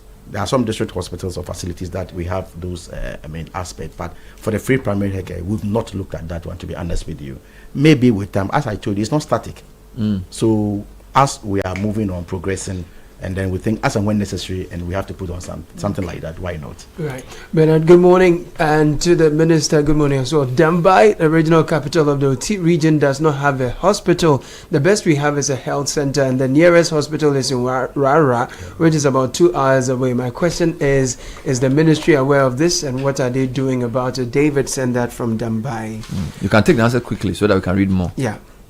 I should answer? Quickly, Dambai. Okay, It's a regional capital. the whole of the OT region, we are giving them regional hospital this year. We have gone there, inspected the site, and I'm waiting for them for the document. If they bring me the document on the land, in the next 1 month, I'll give them a contractor to go and start. And this decision is backed by precedent, where you build and finish, and litigations on the land and whatever. You are paying a lot of compensations, and I don't want to get into that again. So please bring the documentation. So this is for a regional hospital. For a regional It hospital. will be in the capital. It will be in the capital. Dambai. Bernard, there is one here. Please ask the minister what his plans are to improve access to water, sanitation, and hygiene in healthcare facilities. Some nurses and midwives are improvising, and patients, especially mothers, have to stay with blood-stained clothes after delivery because of a lack of water in a health So we are taking a deliberate decision to drill boreholes in CHIPS compound at a very deprived end. This year, a number of them will be constructed. Bernard, good morning. Please ask the minister when recruitment of health service administrators will commence. Listening from Kumasi, this is Kweku. Health service administrators. So as part of this recruitment, we've given a small quota for the non-clinicals. Yeah. Good morning. I want to draw the minister's attention to the Hohoi Government Hospital. Based on a week-long stay here, the rate of infant and adult mortality is alarming. It feels less like a place of healing and more like a place where people go to die because of the quality of medical attention. It is very poor. Is the ministry aware of the current mortality rates at Hohoi and what is being done to hold the medical staff accountable for perceived negligence? Send that. I actually want you to expand this. Somebody says maternal health is a big issue. A nurse says you need to talk about maternal health in an era of free primary health care. It's getting scary and no longer funny. Maybe we've become too comfortable, but from a health care professional's perspective, it's getting worse. Are we assessing the quality of health care delivered and so many health facilities are springing up? Is it okay? It is okay to say we have a lot more health facilities. Just last week, I was at a friend's funeral. What was the cause? Maternal death. Just today, a lady I buy ribbons from, and I saw yesterday afternoon had passed this dawn for maternal death. This year alone, the number I've seen on Facebook scares me. Since when did bringing another human being into this world demand death? It's completely an error. So there's a concern that maternal death is becoming a challenge. Have you been tracking it? So you see, some of the things we can do to improve on these conditions are the facilities must be able to get the required equipment to work with, and then we also need to engage our health professionals. You know, some women do not even want to go to the CHIPS compounds or health facilities because of some attitude of some of our health professionals. Because it thinks that when you go, it will be better as a visa. So she will keep at home for a very long time. By the time she gets to the facility, her situation is worse. So we are engaging them. It's gradual. If you come to meet a situation I have come to meet, that has been worse for a very long time, and you want to change it, it's gradual. Sometimes you get a lot of pushback. We have two final questions. What is the status of the no bed syndrome report that Professor Kosa chairs? Have they finished their work? When will you put the report out? The last time I checked, I've informed that they have finished their work. They are here to come and brief me, and I will let them brief the whole country. They will brief the whole country themselves. Yeah, okay. Themselves. So it's not like they will. No. So they will come, just like I have done previously. I will be there. So when they are, briefing. When they are briefing you, they'll brief all of us. All of us. Okay, that's fine. And so then the final one for me, just a quick one. Honorable, the healthcare centers and the kiosk, are they 24 hours? Would they run in the night? Yes. They should. Every health facility, especially when you go to the, I think, teaching hospitals, I've instructed them that some of the departments must work 24 hours. And then some of the health facilities that do not even run 24 hours, some conditions, they should. No, I'm even talking about just specific reference to these 350 that you are deploying. Are they going to operate 24 hours? We have not thought about that. We may have to reflect on it and see. And if they have to, then it means that we also have to increase the personnel at each post. Okay. So that has not been. Okay. There's a question from our Northern Regional correspondent, and I just need to read it because he's done a series of reports on this. Please ask the minister about his plans for the Sambuli Health Facility with only 13 beds serving over 40 communities. It's in the Saboba district of the Northern Region. He's done about 4 reports on this. It's which region? Saboba is Northern Region. Northern Region. Saboba is Northern Region. Sambuli is a community there are about 40 communities, and the Sambuli Health Facility serves the 40 communities, and there's only 13 beds. And that's a health facility. Yes. So all the health facilities have been captured under the free primary health care, and we are retooling them. All right. But there was a question from Hohoi. I want to remind the minister. Yes, the maternal death. So that's what I'm saying. That's why I said that there's the need for us to improve upon the services. There's a need for us to improve upon the equipment at each facility. And I think that when we do that, we'll be able to. There's a deliberate, decision to. In fact, my deputy is in charge. Okay. I've put my deputy in charge of maternal health issues to be able to change the norm. Old students of Presec are organizing a conversation next week, 30th April, on emergency health care. I'm hoping your Professor Kosa would have released this report by then. But even if it does not, if you have time, it will be good to have you pass through. 30th April. I'm the moderator of that program. Next week, Thursday. If you're in town, please come through. It's a very important conversation we're having. I wish we had time to discuss that emergency, those emergencies. But that's you can. It will be live on air, so you can pass through. Yeah, that's fine. So that we can ask you some questions. Thank you. It's been good having you. Time is not on our side, but I thank you. Kwabena Mintakando is the Minister for Health. And listeners, thank you for your questions. We couldn't put all through. We have a couple of interviews coming up as well. We will be with you in the next few seconds. Stay with us. This is the City Breakfast Show, the city's biggest conversation. Join the conversation on the City Breakfast Show. Year off in all her glory. With more, because we got you. You get it? We got kicks. We got scores. We got action. We got roars. It's my specialty. We got drama. We got fun. We got more for everyone. With an upgrade on us, just for you. More channels, more shows, more reasons to stay. We got you. DSTV, we got you all the way. Are you planning to relocate from your company office or house, whether across cities to another town or halfway around the country? You want a moving company you can depend on to get you there? Let me introduce you to Logistics Movers. We are here to help you every step of the way, from planning the move to unpacking the last box and settling into your office or home. We have the expertise, experience, and market understanding and offer fast, reliable, and professional transportation services in Ghana. Our main thrust is to successfully move your business, household items safely, on time, and hassle-free. You can call us on 0246 833 539 or 0244 342 465. You can also send us an email to info@logisticsmovers.com or check our website www.logisticsmovers.com. Why expose your company or household items to theft or damages when you are relocating if it's avoidable? Logistics Movers, we help you relocate.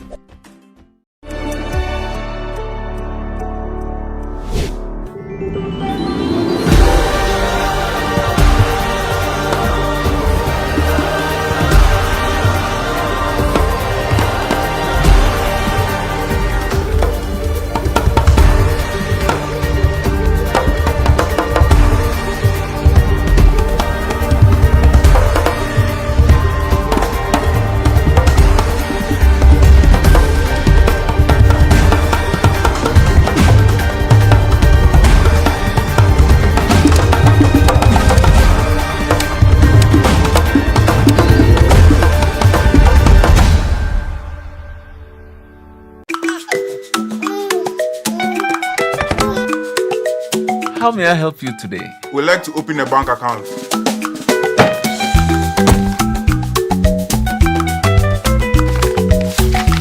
Sign here, sign here, sign here, and here.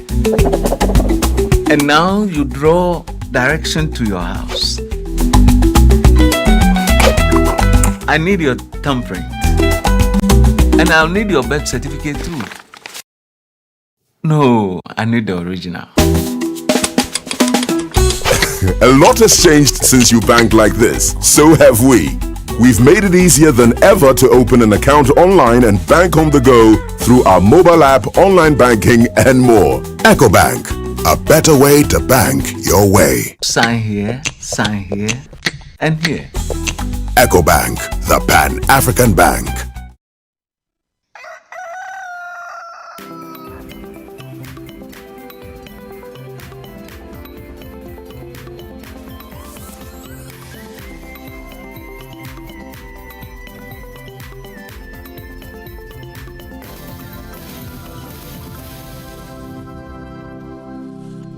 Hello everyone, it's Breakfast Daily right here on Channel 1 TV, and as you all know, Nanato Watson started the show with his panelists as they went through some of the topics that are shaping the country. And after that, we switched up to radio, City 97.3 FM, and we saw the interview with that was the health minister, sorry. I was going to say something as the health minister. Yeah. He spoke extensively about the free primary health care initiative that the government has and I like the way he launched. explained Exactly. everything. So he did justice to a number of things. So if you didn't catch it, you can also get it on the YouTube channel or Facebook as well on City 97.3 FM and also on Channel 1 TV on YouTube. That is City 2. But for now, let's zoom straight into quick promos. Then we can now take you to our community. Yeah. Okay, so we'd like to remind you that the family consecration service is coming up on the 1st of May, and it's going to be a Friday, 2026, and 6 a.m. to 12 noon. So it's happening at the Oil Dome Royal House Chapel here in Accra, and this is actually a yearly family prayer service that happens. You definitely don't want to miss it. Bring your family together and come and pray, renew your hope, and also come and heal the family if there are any cracks to be mended. And come all so we can all pray together. Of course, and the family consecration that we are talking about, you would have to be part of it because this once in the year. But are you watching the Blanksons? If not, then we are still reminding you that the Blanksons is on our screens tomorrow.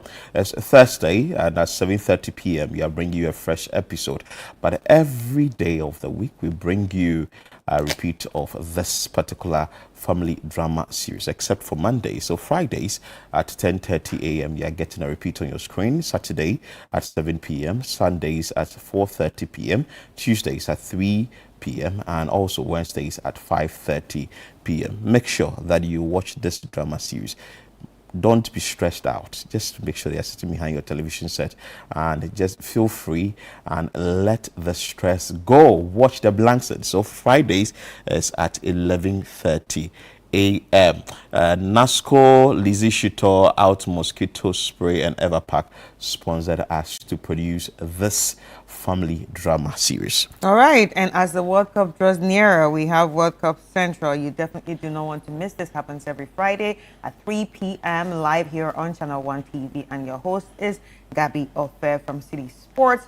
You definitely do not want to miss it. It's exciting. You get to see him talk to different people when it comes to the area of football as we gear up to the World Cup. So definitely make a date with us on Friday at 3 p.m. So that you get to learn a lot. Whether Ghana is bringing the cup to... Oh, no. Oh, you still don't have faith. I have faith. But at the end of the day, no, I have, we have the faith, we have the hope, but at the end of the day, it lies on the players. Tomorrow is 23rd, right? Yeah. So tomorrow we'll see what Carlos Queiroz will tell the media. He will be launched, or he will definitely be outdoored to the general public, and definitely we will know what he will bring. But Chris, because we had Akando, that is the health minister, actually taking part of our time on the show, we would want to move straight to a community close to you. Right. We are bringing you a report on the Pesi Lagoon. I don't know if you've seen this lagoon, how it was somewhere 15 years or 20 years ago, and how the lagoon is now. The authorities have been there to stop individuals, that is developers, from encroaching the buffer zone of the lagoon, but to no avail. The traditional authorities of La Traditional Council are not excited about the development. I went there to file this report. After, we will speak to the Lashikitele further on this particular troubling phenomenon that is happening in the area. Let's bring you this report. Aerial footage from a drone shows the visible shrinkage of the lagoon as sections of the water body continues to be reclaimed for construction. Developers over the years have persistently filled parts of the lagoon to make way for buildings despite regulations protecting the area. Although government officials have made several visits to clamp down on the illegal activities, the encroachment continues unabated. The Lashikitele Ni Ajay Kofe IV indicated that all structures erected within the lagoon's buffer zone lack the necessary permits and are therefore illegal. One of the main issues or main concerns to us is that all the buildings that are being put up there do not have permits. So aside the authorities not acting to protect the environment, they are also not following the law in accordance with people building with permits. So they have reneged on their duty on two sides. First, in protecting the environment, and then second, enforcing the law that people should get permits without they build. The authorities, as I said, are not acting, and then we expect them to take the necessary action to rectify what is going on.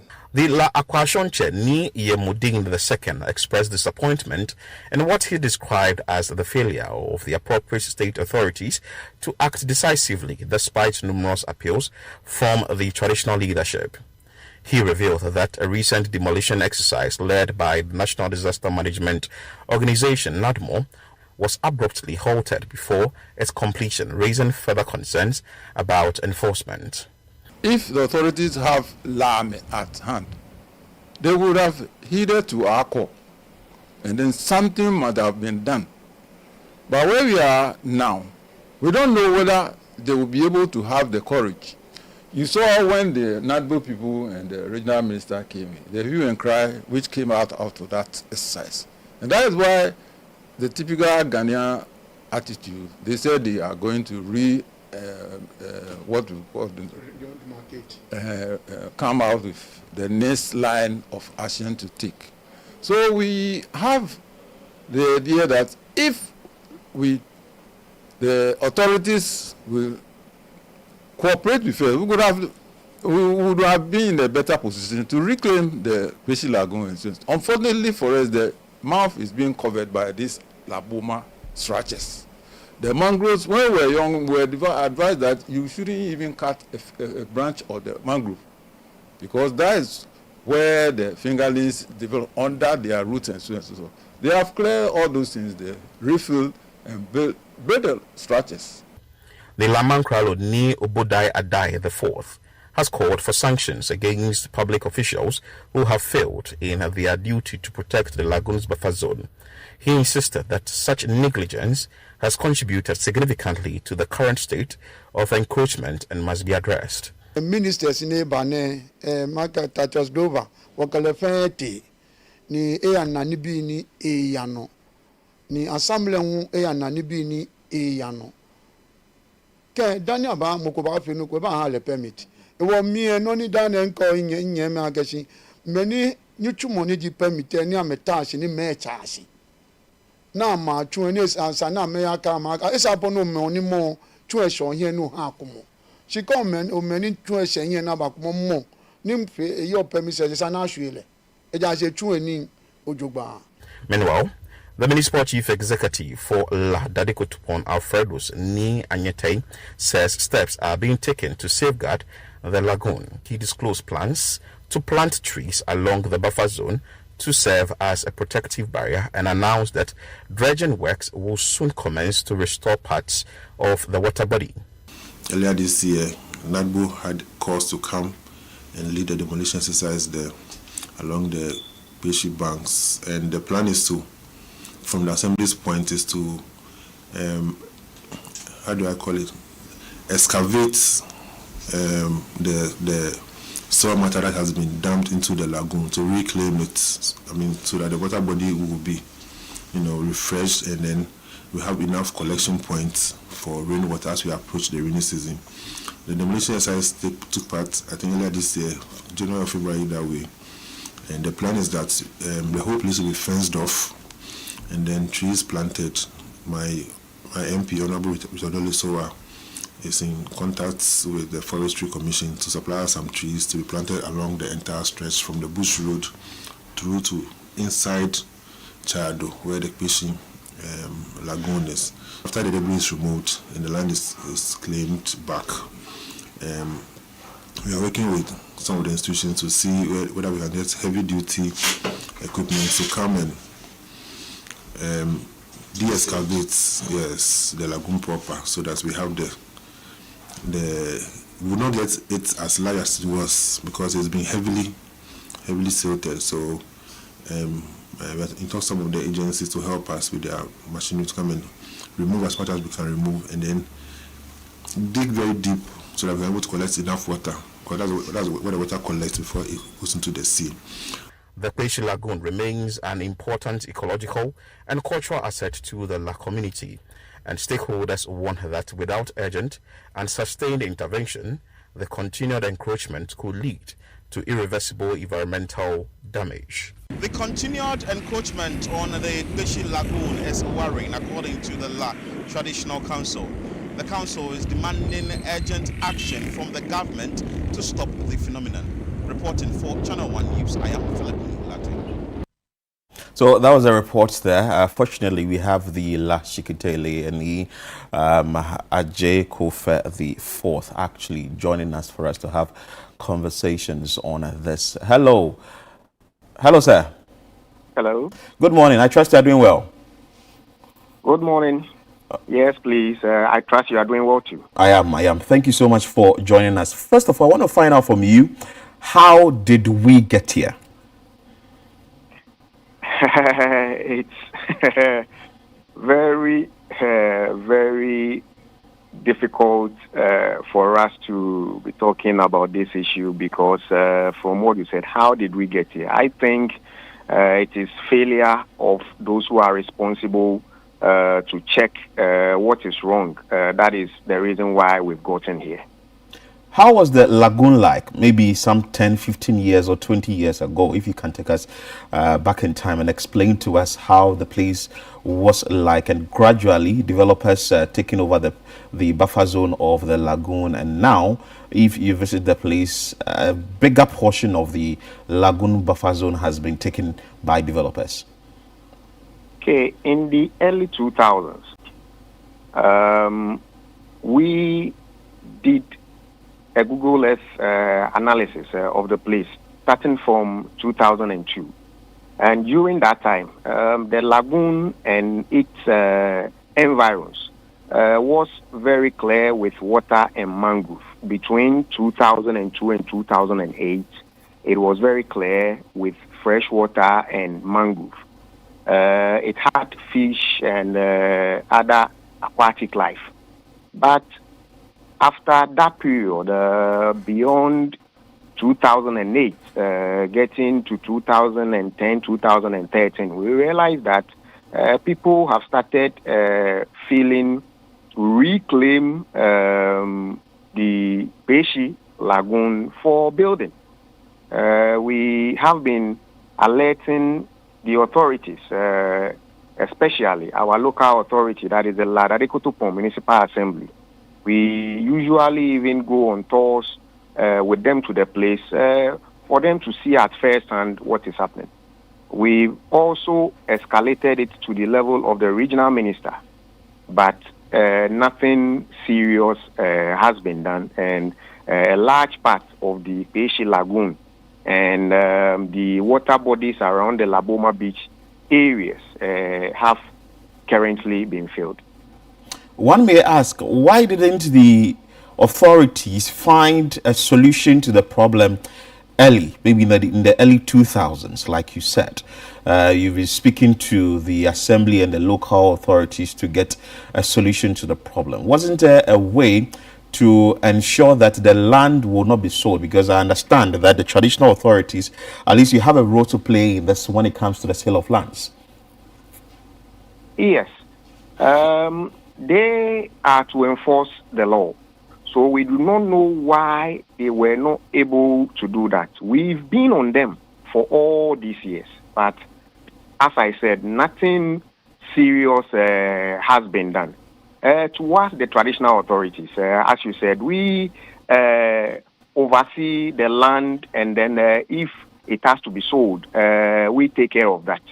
So people even blame us for being part of the problem. That is why we are not happy with the authorities for not acting, because if people are building on lands, they will think that we, the chiefs, have sold out the lands for buildings to be put on. And people even think that we are part of the destruction of the environment, which we are there as chiefs to complement government's effort to protect. So we actually did not know the reason why they are refusing to act.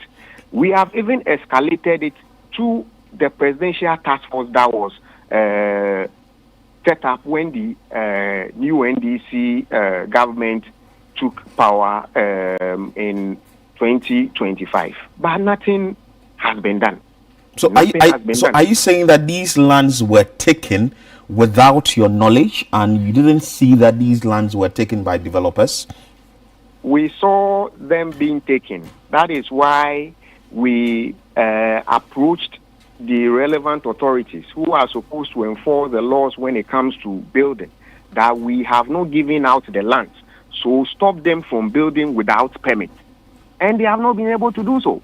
And we do not understand why there are laws that cannot be enforced. The courts are there, the security services are there. So why can't action be taken? The laws are there. Don't build without permit, and people are building without permit. Even the destruction of the environment is criminal. We wrote to the MPA seeking audience with their CEO to discuss the issue. They have no reply till now. You mean the EPA? Yes. Okay. We wrote to them to seek audience with the CEO to discuss the issue. They have not replied. Last month, we wrote to the regional minister concerning the Laboma area. You mean the current regional minister, Linda? The current regional minister. And we attached the Google Earth history of the place to the letter and copied other institutions, but no action has been taken. I wish you can show the trend over the years from 2002, if you have them and you can project them on your screen, so that viewers can appreciate what has gone on over the years and where we are now. It is very, very, very saddening. Right. And talking about this encroachment, what sort of buildings are they putting up there? Are they residential? Is it for leisure? What's going on exactly? With the Pesi area, it's mainly residential. But when you go to the Laboma area, it's recreational. Okay, so as we speak now, what will be your next line of action from the authorities? Now you are speaking to the media. It looks like your plea hasn't been heeded too. So what is the next line of action from the traditional council and also the residents of La? We are still engaging the our MC on it, and he has given us assurances that the issue will be addressed. If they are not able to do it, then we'll resort to popular action or legal action against the government. There was a recent demolition exercise embarked on by the National Disaster Management Organization. Isn't that enough to tell you that the government is working seriously to get this issue addressed? That exercise was limited. It didn't solve the whole problem. We were happy when they started. At least it has sanitized the place that we call the Bush Road area. All the structures there have been cleared. But when you come to the inner side, close to Chado, they were stopped when they were carrying out the exercise. So we asked them what the problem was, and they said they were going to reassess the situation and come. So there is a major part that has not been addressed. Wow. The lagoon in other countries, water bodies, you can have recreational facilities around them where people can go relax, and we know that sale of lands around water bodies or even staying close to water bodies is very, very important and also helps the human survival. Has there been any plan to maybe change that space into a recreational facility or bring something good to that area now that we are even seeing developers taking over the place? Was there a plan like that? Yes, we had a plan like that to the extent that people expressed interest. There was a company called Great Argon Group owned by the late Tobo Mensah who approached us. We referred him to the assembly, They did some work around the area to the extent that they even went to South Africa with our current MP, who was then the MC, to go and have a look at comparable facilities there. They came and it didn't take long and the government was changed. After the change of government, we engaged the new MC and the assembly, and they said they had no records of whatever took place during the former MC's time with regards to the project, which was a big surprise to us. So we have plans for it to be developed. We have two top hotels there, the La Palm Royal Beach Hotel and the Labadi Beach Hotel. So looking at the status of those hotels, we need to develop the place well, that area, so that it can be used for water sports and other recreational activities. It can be done. But we think the will on the part of government is not there. That is the problem.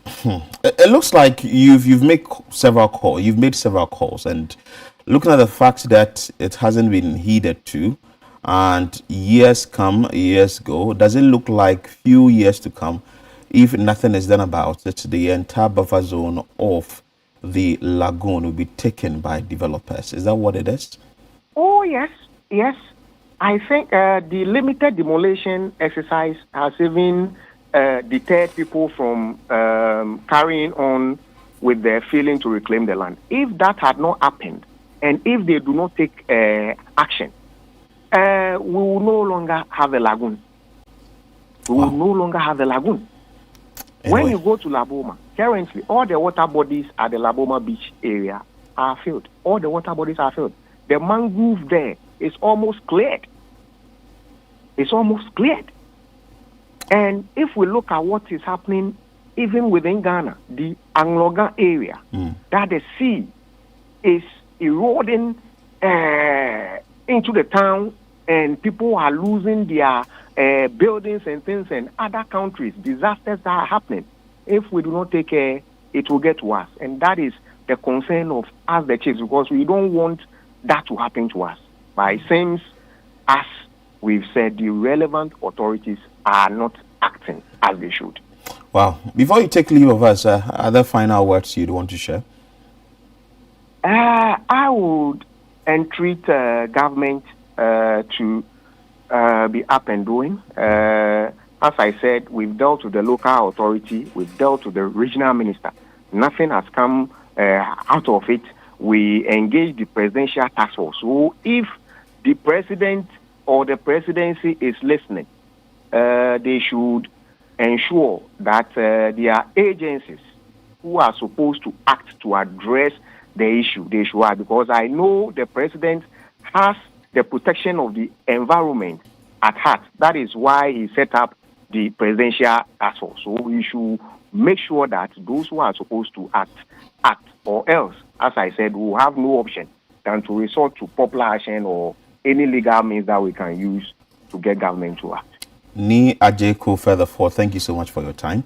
He is the last Chikitele, and he has spoken extensively about this particular issue. We'll talk about it further on the show. But for now, let's let tensions calm down a bit with Josh Black. Enjoy Josh Black.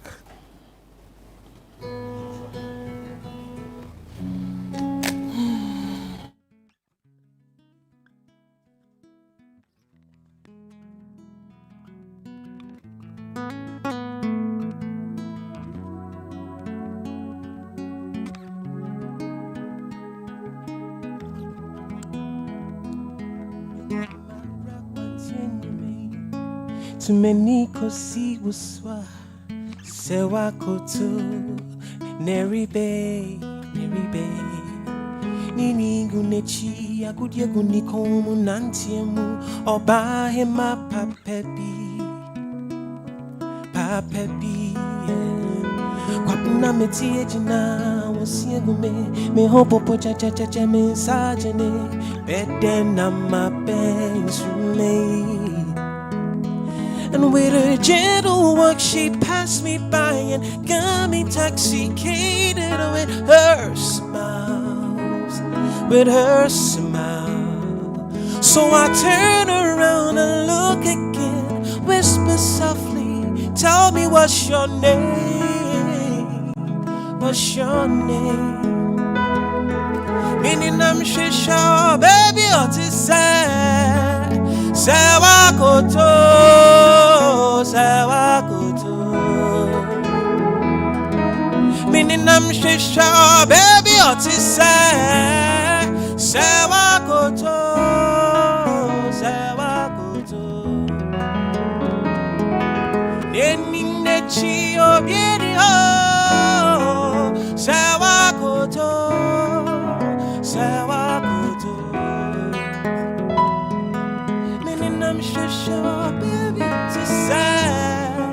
Sewakoto, sewakoto, yeah. Sewakoto, sewasa, sewakoto, sewakoto, sewakoto, yeah, sewakoto, sewasa, sewakoto, sewakoto, sewasa, sewakoto. Sewa danda woe, sewa danda woe, sewa danda woe, sewa danda woe, sewa danda woe, sewa danda woe, sewa danda woe, sewa danda woe. Mina mabra kwantienyume, tumeni kosi uswa. Sewakoto, neribe, neribe. Nini gunechi, agudye kunikomu nantiemu. Obaye ma papepi, papepi. Kwapina metie jina, wasienme. Me hobo pocha cha cha cha mensajene. Bede na mabe, instrument. And with her gentle walk, she passed me by and got me intoxicated with her smiles, with her smile. So I turn around and look again, whisper softly, tell me what's your name, what's your name? Meaning I'm shisha, oh baby, what is say? Sewakoto, sewakoto. Meaning I'm shisha, baby, what is say? Sewakoto, sewakoto. Neni nechi obieni ho, sewakoto, sewakoto. Meaning I'm shisha, baby, what is say? Sewakoto, sewakoto. Hello everyone, my name is Josh Black and the next song I'm going to perform is called Magic in Me. It's on my next EP dropping on the 1st of May. Let's go.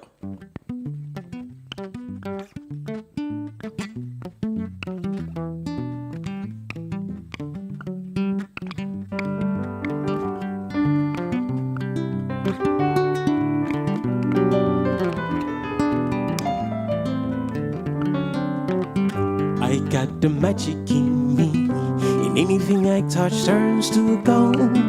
If you don't believe me, odoyewe no sawara. I got the magic in me, and anything I touch turns to gold. If you don't believe me, odoyewe no sawara. I got the magic in me, I got the magic in me, I got the magic in me. And anything I touch turns to gold. I got the magic in me, I got the magic in me, I got the magic in me. And anything I touch turns to gold. From the east to the west, north and south, you know I'm the best. So get jiggy and wiggy with the music, the magic will do. the rest. Inti mumba mi dero, me a brandy baby a messy chrome. Me di me nantie me kasa me jije se me somwa. Obey ye, I got the magic in me, and anything I touch turns to gold. If you don't believe me, odo ye we no sewara. I got the magic in me, and anything I touch turns to gold. If you don't believe me, odo ye we no sewara. I got the magic in me.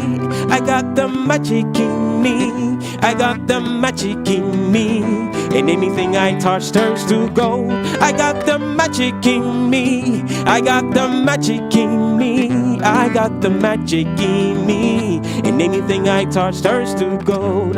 All my family and friends, they know what I'm saying is true.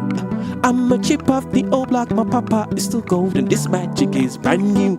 Inti mumba mi dero, me a brati baby a messy chrome. Me di me nantie me kasa me jije se me somwa. Obey ye, I got the magic in me, and anything I touch turns to gold. If you don't believe me, odo ye we no sewara. I got the magic in me, and anything I touch turns to gold. If you don't believe me, odo ye we no sewara. I got the magic in me. I got the magic in me. I got the magic in me, and anything I touch turns to gold. I got the magic in me. I got the magic in me. I got the magic in me, and anything I touch turns to gold. I got the magic in me. I got the magic in me. I got the magic in me, and anything I touch turns to gold. I got the magic in me. I got the magic in me. I got the magic in me, and anything I touch turns to gold. Thank you.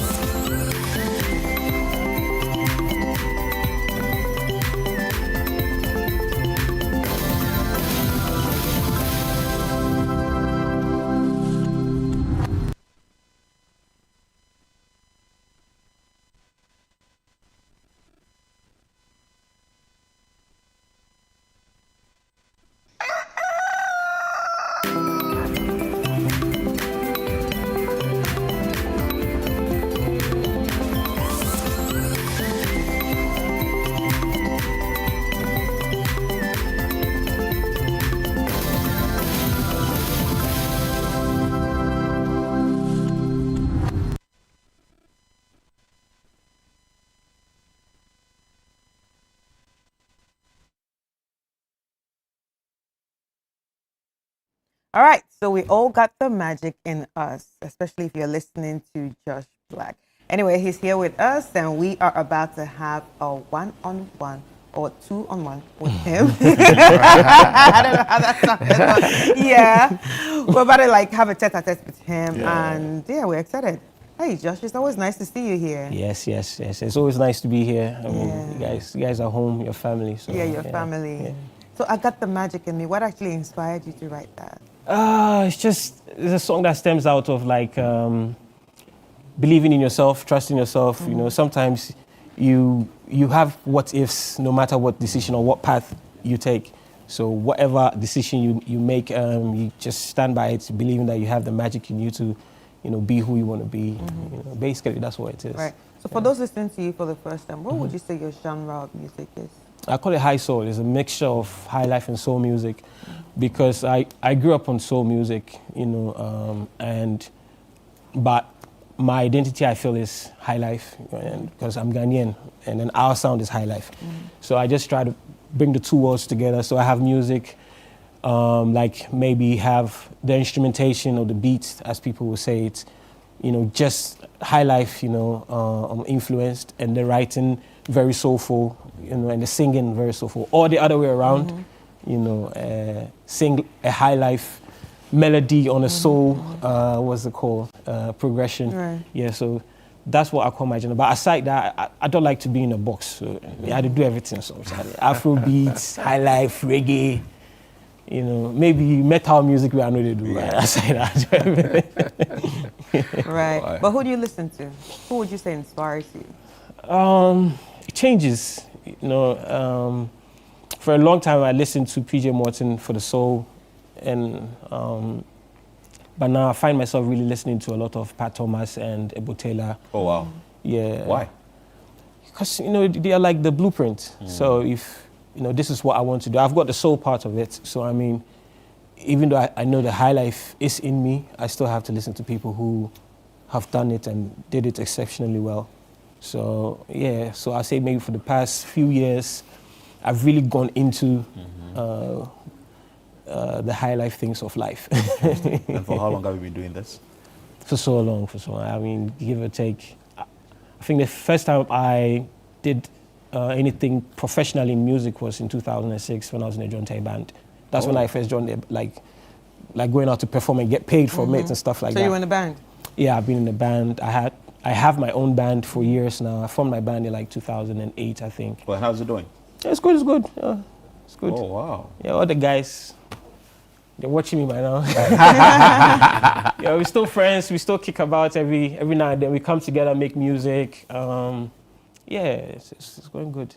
Oh wow. Yeah. Oh wow. But what does it take to keep a band? Something is very difficult. No, it is. I wouldn't say like even the members of my band now as it is are not the ones exactly I started with. Yeah.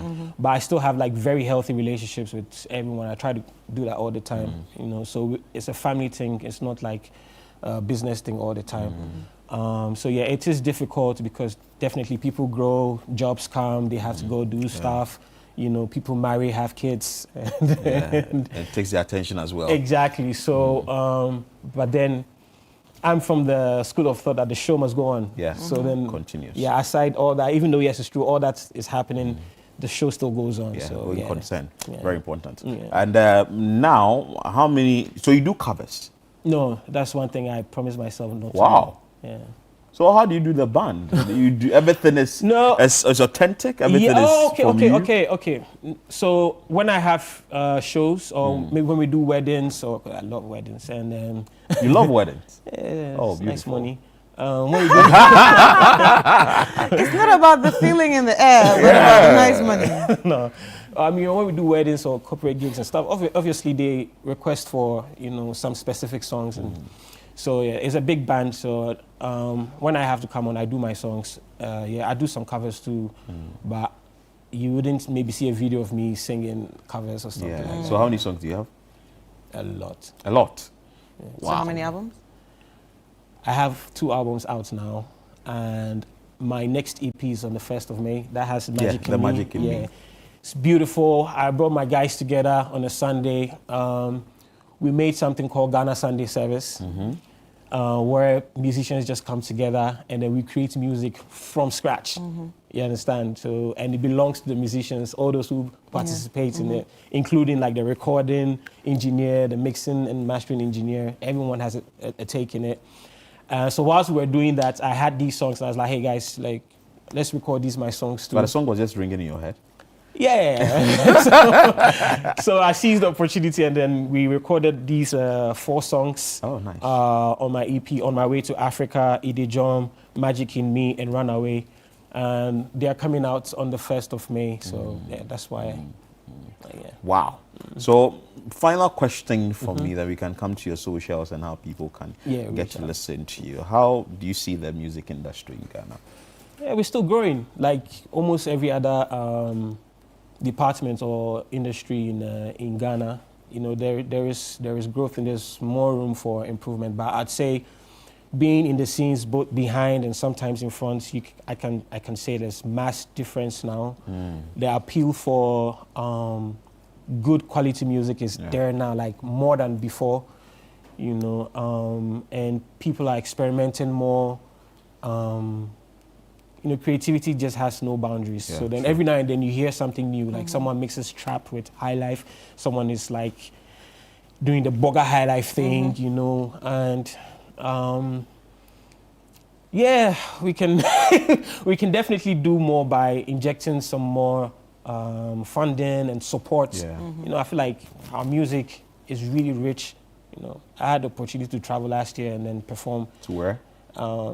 I was in Germany and the Germany. Netherlands. Oh, okay. And the way they received the music Yeah. was just beautiful. It's different. I don't get that when I'm here. You understand? I don't get that when I'm here. So you can tell there's something lacking. It's not really with the quality of music. It's just with maybe, I don't know, the food. Yeah. But yes, there's so much improvement. Everyone is like on their A game. Yeah, I got nominated for what's it called, the TGMAs as well. For best male vocalist. So of course, and this is obvious. It's obvious. Yeah, thank you. It's obvious I appreciate from that. what he did. Anyway, so how can someone reach out to Josh and all social media platforms? You can help us with your handles. Yeah, as well. it's Josh Black, JOSHBLAKK, everywhere basically. I'm a simple guy, so I didn't want to have different handles for different stuff. You search Josh Black everywhere, Wikipedia, whatever, my website, everything is Josh Black. Beautiful. So listen to Josh Black today and get the magic in you. I'd say he's dropping on 1st May, sharp. So 1st May is dropping and there's going to be magic in you. Let's keep the magic on the show. We'll be right back with more on Breakfast Daily. Stay with us.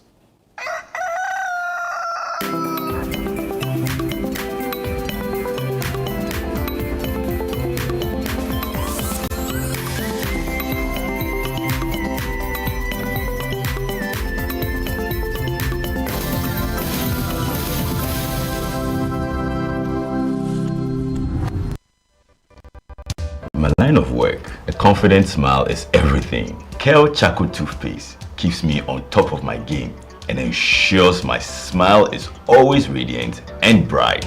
With the tiring nature of my job, we spend several hours under the scorching sun. To keep our teeth white and our breath fresh all the time, we use none other than Kale Charcoal Toothpaste. Kale Charcoal Toothpaste. You're on a Kessie and in a kit one. Samayo kendini ehu behia se metwa sapapa dia to ama me manfo Kale Charcoal's natural ingredients eno ene bɔ me se ho ban e ma ne sren ne sanso mama hotoso e wo bedwam. Kale Charcoal Toothpaste. Choose Kale Charcoal Toothpaste for anti-cavity, whiter teeth and fresher breath all day. Available in 80 gram and 150 gram. Grab yours today. Kale, happy smile. This advert is FDA approved. Mensa, if you have something to say, say it fast before my patient expire. Hey, why you shout? Make her tell me quickly. You see how people they treat pregnant women? If you born when you don't get man for your side, make her tell you, Charlie. Your market value they drop faster than tomato prices after harvest too. So if your Tanaku make I help you. Mensa, so far, all that you have said is pure nonsense. Garnish with confidence. Listen to me carefully, young lady. I am not your boyfriend. And you will never use the word when it comes to you and I in this house. But what will I say me? When it was you and I who opened this factory inside me. Production has already started, sir. What's your real reason for coming into this house? To destroy me? How can I destroy the father of my unborn child? That's bad, man. Actually, what? The Blanksons airs every Thursday at 7:30 p.m. and is sponsored by Alt Insecticide, Nasco Electronics, Lizzie Shuttle, and Everpack on Channel 1 TV. The vibe is too much.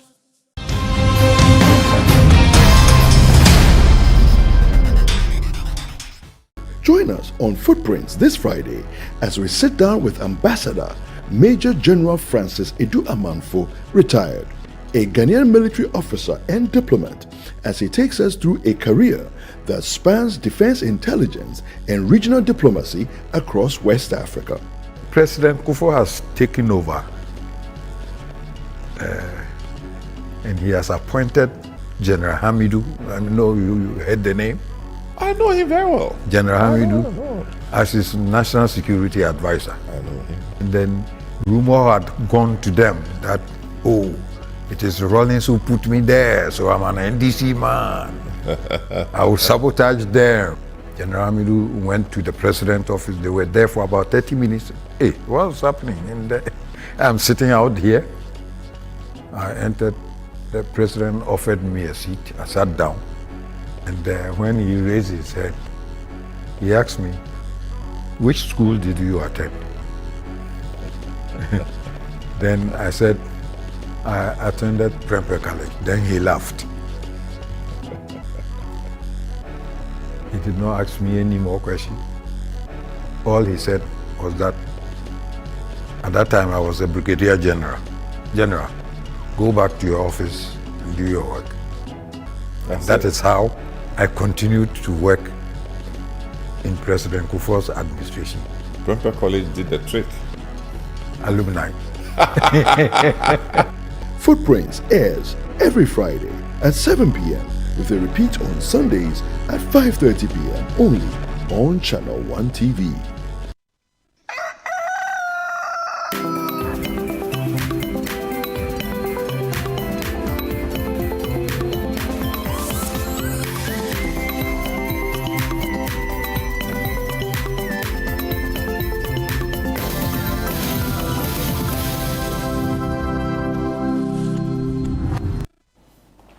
You all, welcome back. It's still Breakfast Daily. It's time for us to get into what's trending when it comes to the world of social media, and we are talking about the different social media platforms and everything that is making people buzz and want to be part of the conversation or join any thread.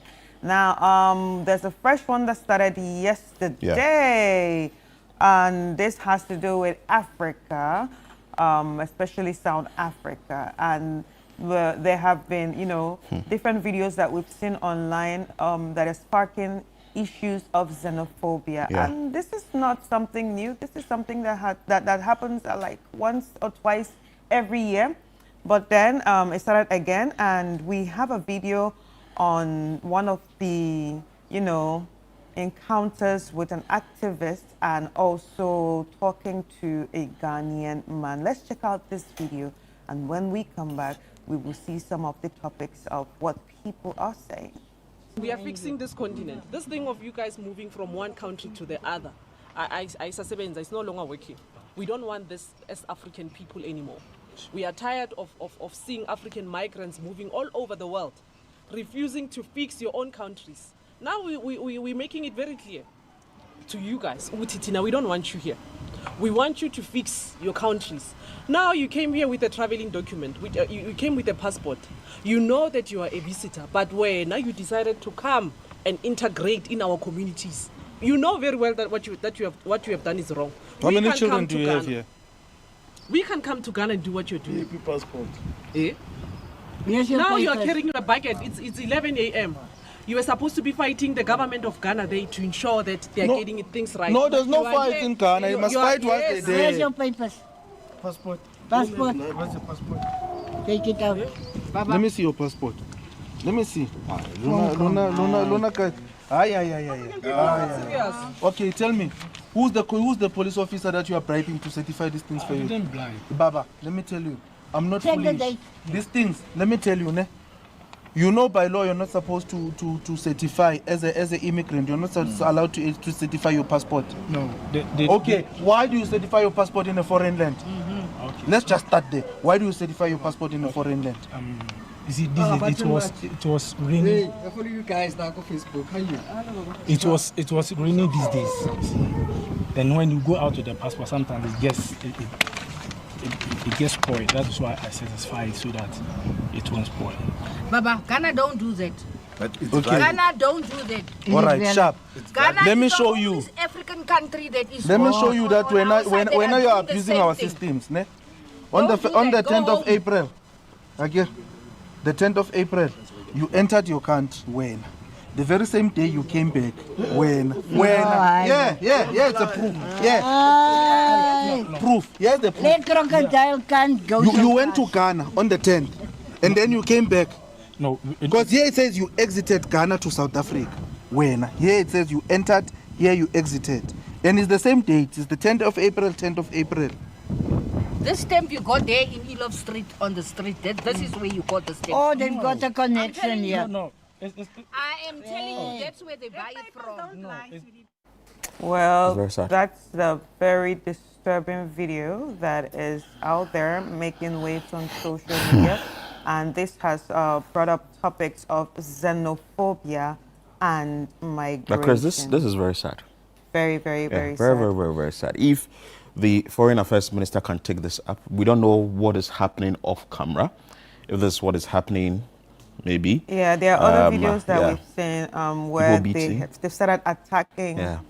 migrants. Well, they're calling them illegal migrants in the country. So they can actually go to your shop and tell you to close it and evict you. So even another one that was making rounds, they mistakenly beat their own people. Oh, wow. Thinking they are foreigners just because the people couldn't speak Zulu language. This is sad. Let's bring you comments. Comment of what people are saying on this particular issue. Why are Ghanaians living illegally in South Africa in the first place? They should send all illegal Ghanaians away. Well, Charlie, but these people, if they come, we accommodate them nicely. Oh, okay. Well, it's not whether accommodating them nicely or not. What is legal is legal. What is illegal is illegal. The funny part is that as all Africans came together to help them fight apartheid. Yeah, that's in history actually. Yeah, that's in history. This is funny because a few weeks ago, some Ghanaians were here siding with these people against Nigerians. Well, when I said Africans are worse than white people, they wanted to come for my head. In Ghana, it's Nigerians must go. In South Africa, as Ghanaians must go. Wow. Yeah. That's one continent, but what is wrong and what is right. You don't go into somebody's country being an illegal immigrant. So if you must go through the right procedure, you must go through the right procedure. But Chris, this isn't the first time we are seeing this. It's happened in South Africa before. You see, the thing is that this is not the first time Yeah. we're seeing this, but at the same time, this is not how to go about it, in the sense that every country has an immigration system or the law enforcement that deals with issues of immigration, which we call the immigration. Maybe if the law enforcement organizations, they are supposed to be organizations the ones that will handle these issues. Because if we are talking about, oh, this is wrong is wrong, blah blah blah, that means you are empowering people to start beating up other people who are not, or who they feel are migrants. Like yesterday, some of the videos we saw, they ended up beating their own people just because the people could not speak that particular language.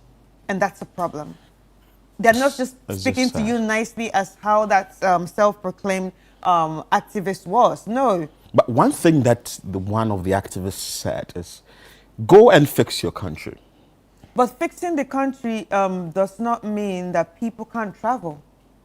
Because at the end of the day, no, you see, we keep forgetting that people actually migrate to other countries for different reasons, apart from economical reasons. And if you think it's about economical reasons, is it this guy alone that's going to fix the country? Well, maybe other people may have also moved to other countries that ideally they all stayed in the country and the country was giving them what they deserve. Well, they wouldn't have moved out. Well, but you are here talking about unemployment. You are here talking about health. You are here talking about school. You are here talking about a lot of things. So people are moving out to actually seek for greener pastures. Yes, but when even you see, the thing is that even you see, what you also need to understand is that they make this whole thing about go to your country, go back to your country and fix back your country and fix your country. If you fix your country, you won't be in this country. They don't even have passports. They don't even know how outside feels like. And these people that are talking don't even have jobs. Well, if we say we will continue this conversation, we wouldn't move to the next But one it's on trends. true, But because let's they bring always you. claim that migrants are taking their jobs, but in the normal sense, some of them don't want to work. They are always like. Anyway, let's move to Abu Trika. And Frederick Kumi, a 31-year-old influencer known as Abu Trika, was granted bail He's yesterday. an influencer now? Yeah, 30 million Ghana cedis bail with 2 sureties from the High Court yesterday. I think we have a video on that. Let's bring you that video. After we will bring you what you are saying about this particular story. You can share with us details on the bill granted by the court. Okay, so the High Court granted the applicant or the accused bail today, and as part of the conditions, we are to ensure that we get 2 sureties with 30 million Ghana cedis as part of the bill conditions. So currently, that is what we are currently working on to see how best we can meet the orders and the bill condition of the court. So he's been taken, and I'm sure you are taking steps to execute the bill conditions. Exactly. But where exactly are we with the case itself? For The case is context. still pending before the court, and in due time we'll address the media with the details of the current steps we intend to take and everything that concerns the case. So that's one of the lawyers speaking to our court correspondent here, Hansen Najibana. And let's see what you have been saying about this particular move, the bill that has been granted Abu Trika. Quickly, let's bring you these comments and share with our viewers quickly on the comment. This one says that man has really gone through a lot. Court case not be easy. It's true. Court case not be easy at all. Abu Trika in first snap studio story there. Enemies go take bro. They tried to pull him down. Well, you say. So basically, you're saying that his haters are going to be getting a lot of subliminal messages here. A free man with a rope on his neck. Yeah, literally. Yeah, this is Oliver Baka Vomao. I think he's a lead counsel or something for Abu Trika. So the High Court has granted Abu Trika, has granted bail to Abu Trika. Shalom. Yeah, actually, I saw it on his Facebook wall yesterday. It was just, and the comments there were enormous, a number of comments. Granting him bail doesn't mean he's a free man. Yes, it's true. It doesn't mean he's a free man. Let's bring you the very last one that has to do with Mr. Kodo.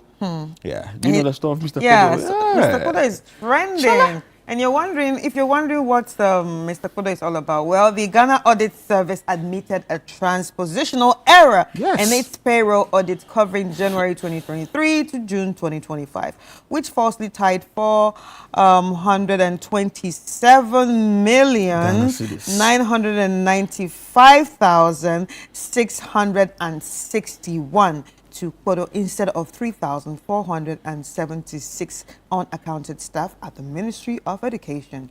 So in an April 21, 2026 statement, they offered sincere apologies to Kodo for the distress and scrutiny while revising figures of 27 of 34 ministries, showing over 800 million Ghana cedis in irregularities.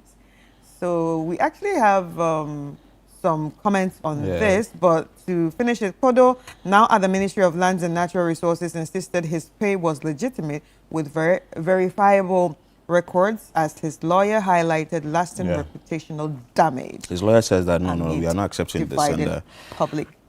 But if it was you, I would actually do the same thing, because you've already damaged everything about him. Reputational damage. So Prince, Ganaku, who is lawyer for Frank Oliver Kodo, has described the fallout from the erroneous 427 million Ghana cedis payroll report as deeply damaging, saying his client's reputation has been severely affected despite his subsequent exoneration. So that's it. Let's bring you comment what people are talking about when it comes to Kodo. This is a very long one for Nanaba.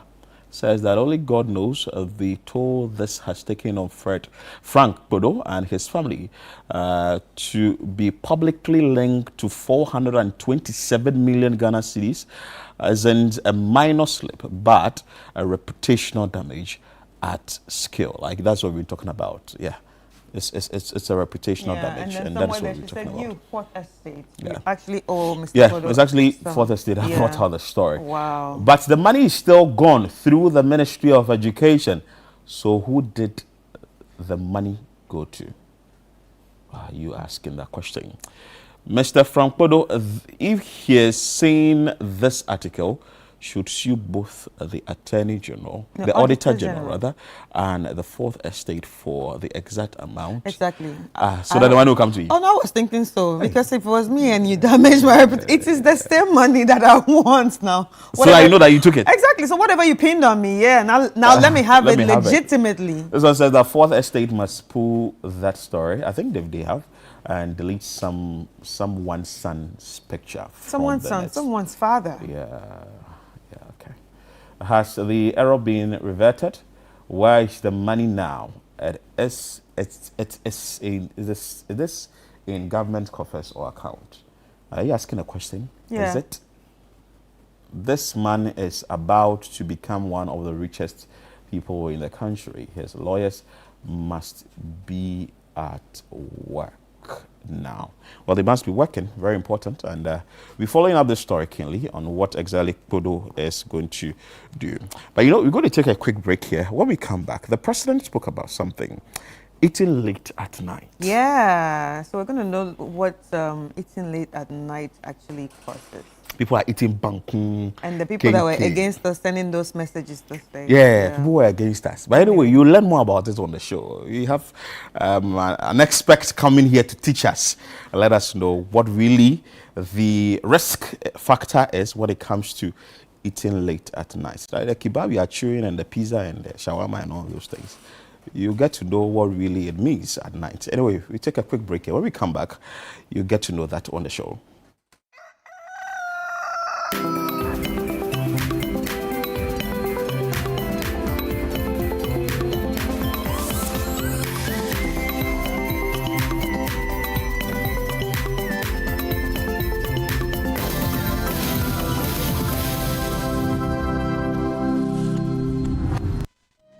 In Christ alone, my hope is found, my God. Hey. Hello, family. This is Reverend Andrews Nelson Awintia. I want to personally invite you and your family to the family consecration service. In a time when families are facing so many pressures and distractions, it is important to pause, come together, and realign our lives with God. This service is a moment to pray, a moment to dedicate our homes, our children, and our future into the hands of God. It is also a time for us to believe God together for healing, restoration, and fresh direction. The Bible says in Joshua chapter 24 and the verse 15, "As for me and my house, we will serve the Lord." This is an opportunity to make this declaration real in your family. Join us on Friday, 1st May at 6 a.m. at the Oil Dome, Royal House Chapel International, Accra. Come with your loved ones. Come with your family. Come expectant. God is ready to meet your family. I look forward to seeing you there. God bless you. Scorned by the ones he came to save, till on that cross, when In a world where digital media is taking over, one conversation is bringing the past, present, and future of media together. The Africa Media Bureau invites you to a one-day media convergence conference uniting faculties of media and communication studies, industry practitioners, regulators, and technology partners across Ghana. Theme: Media Convergence in Ghana, rethinking traditional media in a digital-first era. A bold conversation on how traditional media and digital technologies are transforming media practice and education. Date: 29th April 2026. Time: 8:30 a.m. to 5 p.m. Venue: La Palm Royal Beach Hotel, Accra. If you are a senior media practitioner, a CSO engaged in media advocacy, or a lecturer or trainer in media management, this conference is for you. WhatsApp 0503-332-375 to register. Be a part of the conversation shaping the future of media. The Africa Media Bureau One-Day Media Convergence Conference is powered by the Africa Africa Media Bureau in association with the School of Information and Communication Studies, University of Ghana, Legon, and it's proudly sponsored by MTN, Haptel, Margins Group, and GCB Bank. The Africa Media Bureau One-Day Media Convergence Conference, connecting minds, transforming media.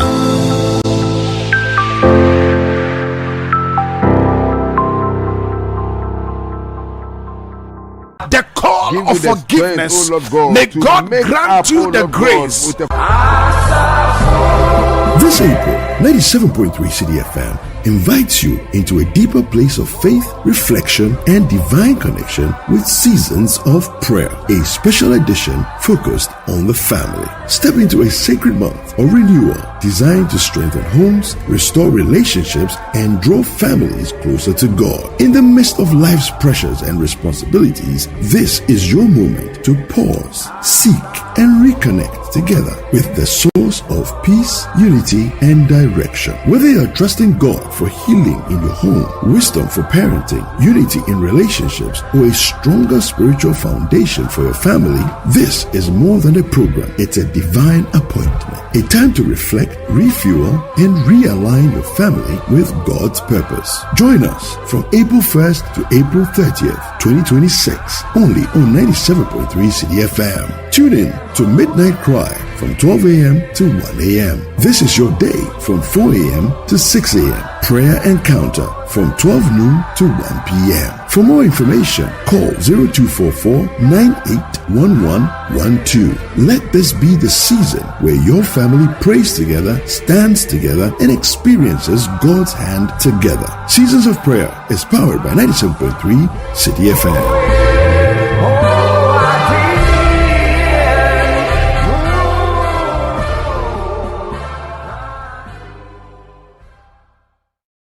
Mensa, if you have something to say, say it fast before my patience expire. Hey, why you shout? Make I tell you, Akwili. You see how people they treat pregnant women? If you born when you don't get man for your side, make I tell you, Charlie, your market value they drop faster than tomato prices after harvest too. So if you Tanako, make I help you. Mensa, so far, all that you have said is pure nonsense, garnished with confidence. Listen to me carefully, young lady. I am not your boyfriend, and you will never use the word when it comes to you and I in this house. But what will I say me when it was you and I who opened this factory inside me? Production has already started, sir. What's your real reason for coming to this house? To destroy me? How can I destroy the father of my unborn child? That's bad, man. Actually, what? The Blanksons airs every Thursday at 7:30 p.m. and is sponsored by Out Insecticide, Nasco Electronics, Lizzie Shittle, and Everpack on Channel 1 TV. The vibe is too much.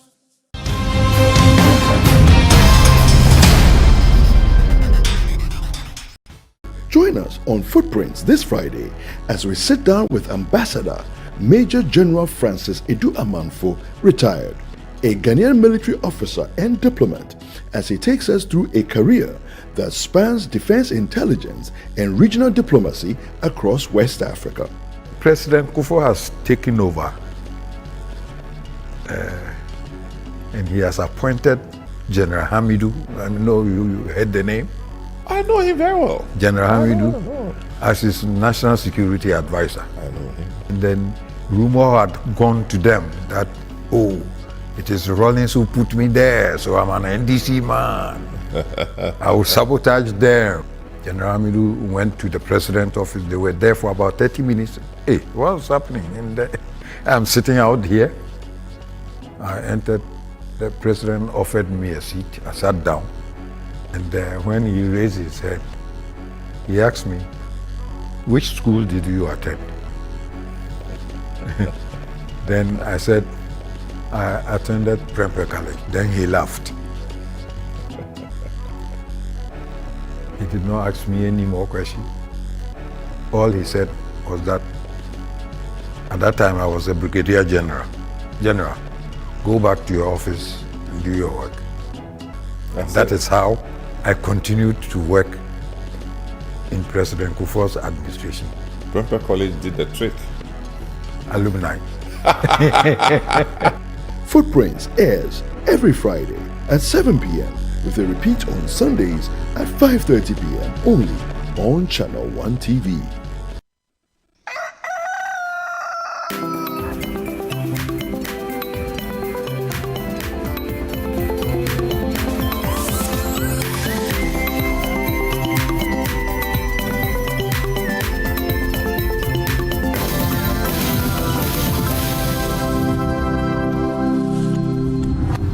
All right, welcome back, ladies and gentlemen. It's still Breakfast Daily right here on Channel 1 TV. Right now, we're about to have a very interesting conversation. Basically, it's all about the operations and highlights of 2025 annual non-traditional export statistics report that's going to be brought to us by Ghana Export Promotion Authority. And in studio with us, we have Rashid Raymond Kramer, Deputy CEO and also part of the Marketing and PR Department of GEPA. And also we have Banda Khalifa, Director, Services and Manufacturers at GEPA. Hi, guys. You're all welcome. Thank you very much. How's your morning? I hope you're having a good morning. So far. So far, so good. So good. All right, so let's get straight into it. Now that we've, watered the ground with asking you how you're feeling, let's get straight into the conversations. Now, to begin with, there's probably someone watching us and who doesn't know what GEPA is all about. So can you break down what GEPA's mandate is and how it actually aligns to Ghana's broader development agenda? Okay, so basically, GEPA is the government agency in charge of export facilitation in the non-traditional export area. And non-traditional export is basically exports outside our traditional exports, which is the raw gold, raw timber, all of that. With GEPA, we deal with the non-traditional exports, so there's basically value addition. Right. So our core mandate is to facilitate exports and export-driven activities in that area. We do so through trade facilitations, we do so through training, capacity building, all of that. So that's where we are, and it's currently aligned with the President's Accelerated Export Program. Right.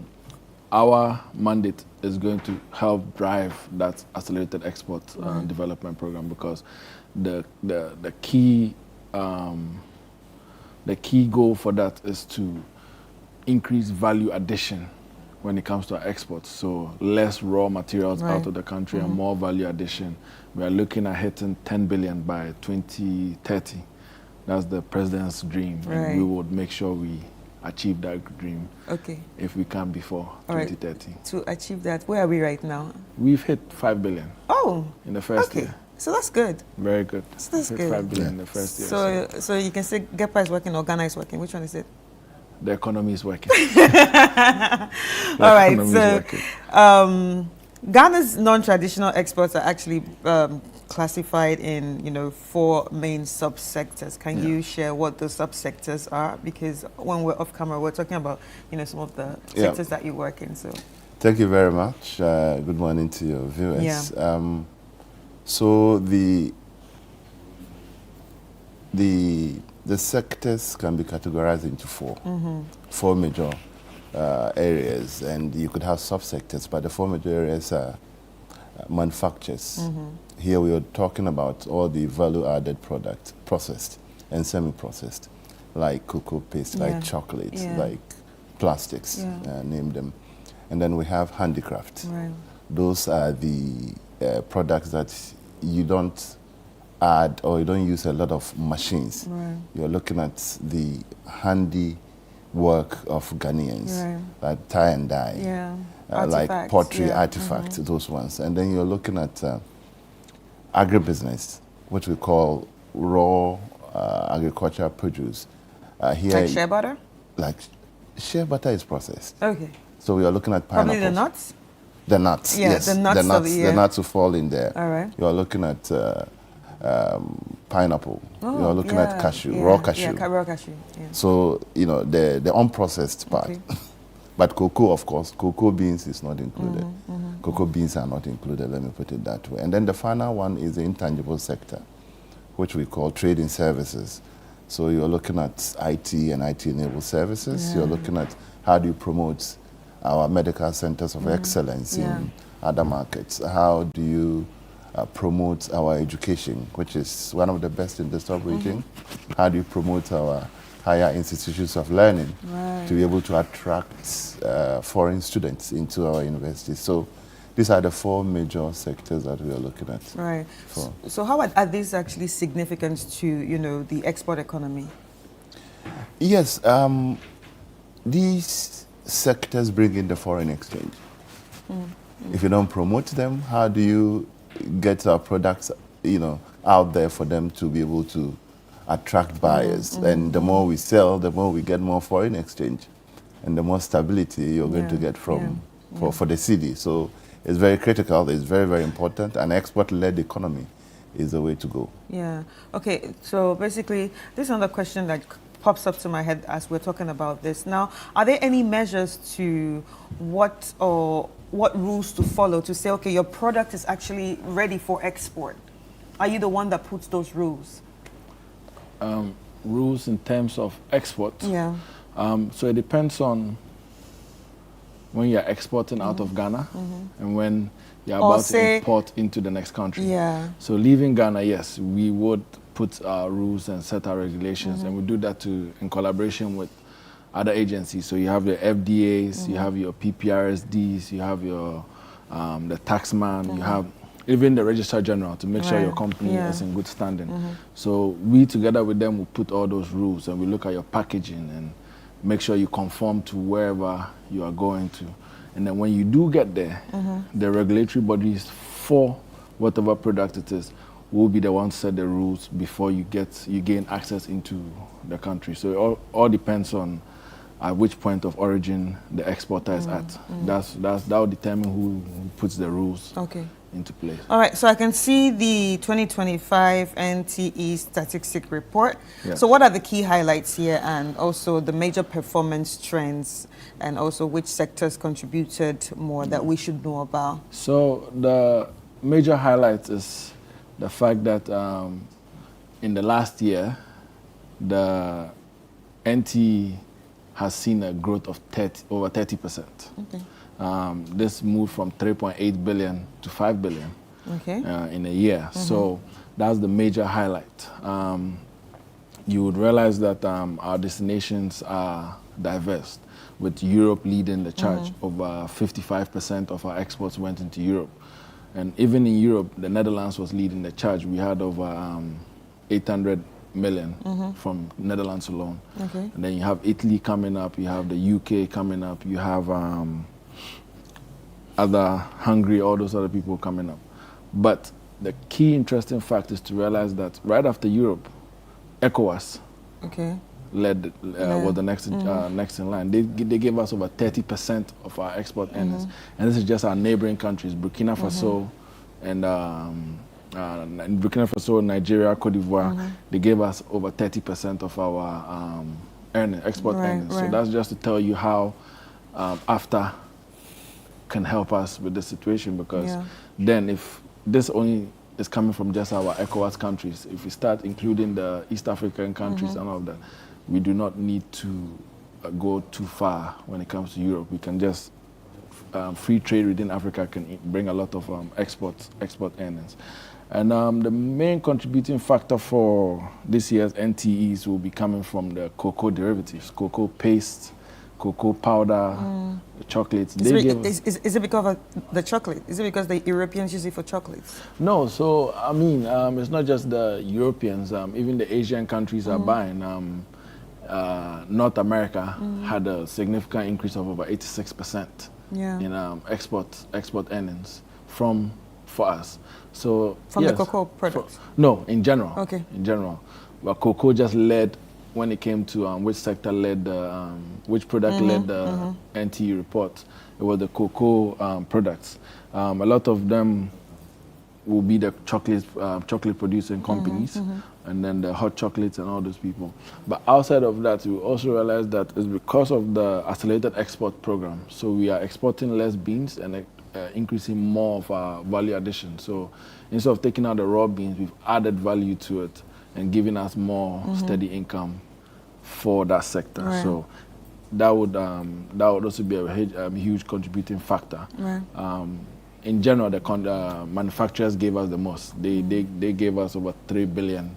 Wow. So the manufacturing sector and the semi-processed sector is the driving force behind this NTE report. Okay. All right. So which public and private institutions does GEPA collaborate with in compiling, validating, and publishing the annual NTE statistics that we just saw right now? Well, like DCO mentioned, there are a lot of institutions involved in putting up. GEPA is the main lead when it comes to the collation and then the validation. But you have Ghana Statistical Service, a very important state institution. You have Bank of Ghana in there. Oh, wow. Yes, you have GIPC, you have free zones, you have Ministry of Trade. GRA, another very important customs. And of course, you can't do without customs. Because generally the data is obtained from ICOMS. That is where we process, we analyze, and then we validate. And of course, it is important to also add that there are exporter associations that are part of the process. Right. FAGE, Federation of Association of Ghanaian Exporters, who are also the main players. We validate the figures we get from them. We sit down with them to validate, to understand exactly how we did. Okay. And is this actually out for the public to see? Yes, it's out for the public. If you go on our socials, GEPA Ghana, we've shared a QR where you can download. It's also on our website, www.gepa.org. You'll be able to download not just this year, but you'll be able to download the last few years on our website. It's very important. And we have limited copies in our office at the Impact Hub. You should be able to get some. At the Impact Hub, so you could just walk in and just get it there. Yes, but it's very limited copies. Very limited copies. But yes, it's actually for public consumption. This is a public document and it's for the public. So we are just going to sanitize the public about this report and basically use this to let you understand that there's a lot of opportunities when it comes to the non-traditional export areas. You know, it's not just the traditional exports or export as usual. It's a lot of opportunities. So a lot of the SMEs, we are entreating a lot of the SMEs to come with whatever product they have. If you're not already exporting, we can help you develop your product to export. You know, it's a vast market. And so talking about exports, so could you actually briefly outline the procedural requirements for export licensing? Yes. And also, if you want to participate in the GEPA Export School, what is it? What should we know? First of all, you have to be a registered business. Okay. So you have to have gone through the process at the Register General to have your business. Once you do have your business, you walk into our offices. If you are the regional sites, we have regional offices, so you don't have to come all the way to Accra. You can walk into any of our regional offices to be registered. Once you come in with your registration documents, we will take you through the registration process. You fill your forms and all that, and then we will give you your export certificate. But for you to start exporting, you would have to go to the export school and be export school certified. Because the export school is going to get you export ready. How many months is that? Oh, it's a 1-week crash course, but we don't do it alone at GEPA. We have different places. We have different agencies coming in. So you have the customs coming in to talk to you about the port. Right. You have the financial institutions coming to talk to you about remittance and all of that. You have statistical service and Ghana standards coming to talk about standards, packaging, all of that. GEPA ourselves will speak to you about the actual trade facilitation, how you go there, the trade shows, the market access entries, all of those things. So it's a diverse program, but very important. Very important. Yeah. Once you do that, then you're export ready. Once you're export ready, then we can help you facilitate that process. All right. So, Mr. Banda, any final words before we go? Yes, we would say the NTE sector, that is the non-traditional export sector, is on on a growth trajectory, and with the current accelerated export program, it has given us a clear guideline as to where we're going. The focus would be on AFCFTA, which is the African continent, given the fact that gradually we are getting tariff liberalization, gradual liberalization of tariff. We're going to focus more in Africa, and then we also, Europe is our major market because of the EPA. A lot of the products are exported duty-free. We're still going to concentrate our efforts there, but most importantly, our current agreement with China, which is the free trade area, is going to enable us to work more in China and then export more to that place as well. All right, thank you so much. All right, so ladies and gentlemen, we've come to the end of this conversation. We've been speaking to Rashid Raymond Kremer, who's the Deputy CEO and also part of the marketing and PR of GEPA, and Banda Khalifa, who's the Director when it comes to services and manufacturers at GEPA. And it's been all about the annual non-traditional export statistic report. We had a great conversation, but let's take a quick break. There's another conversation that you're going to enjoy. We'll be back.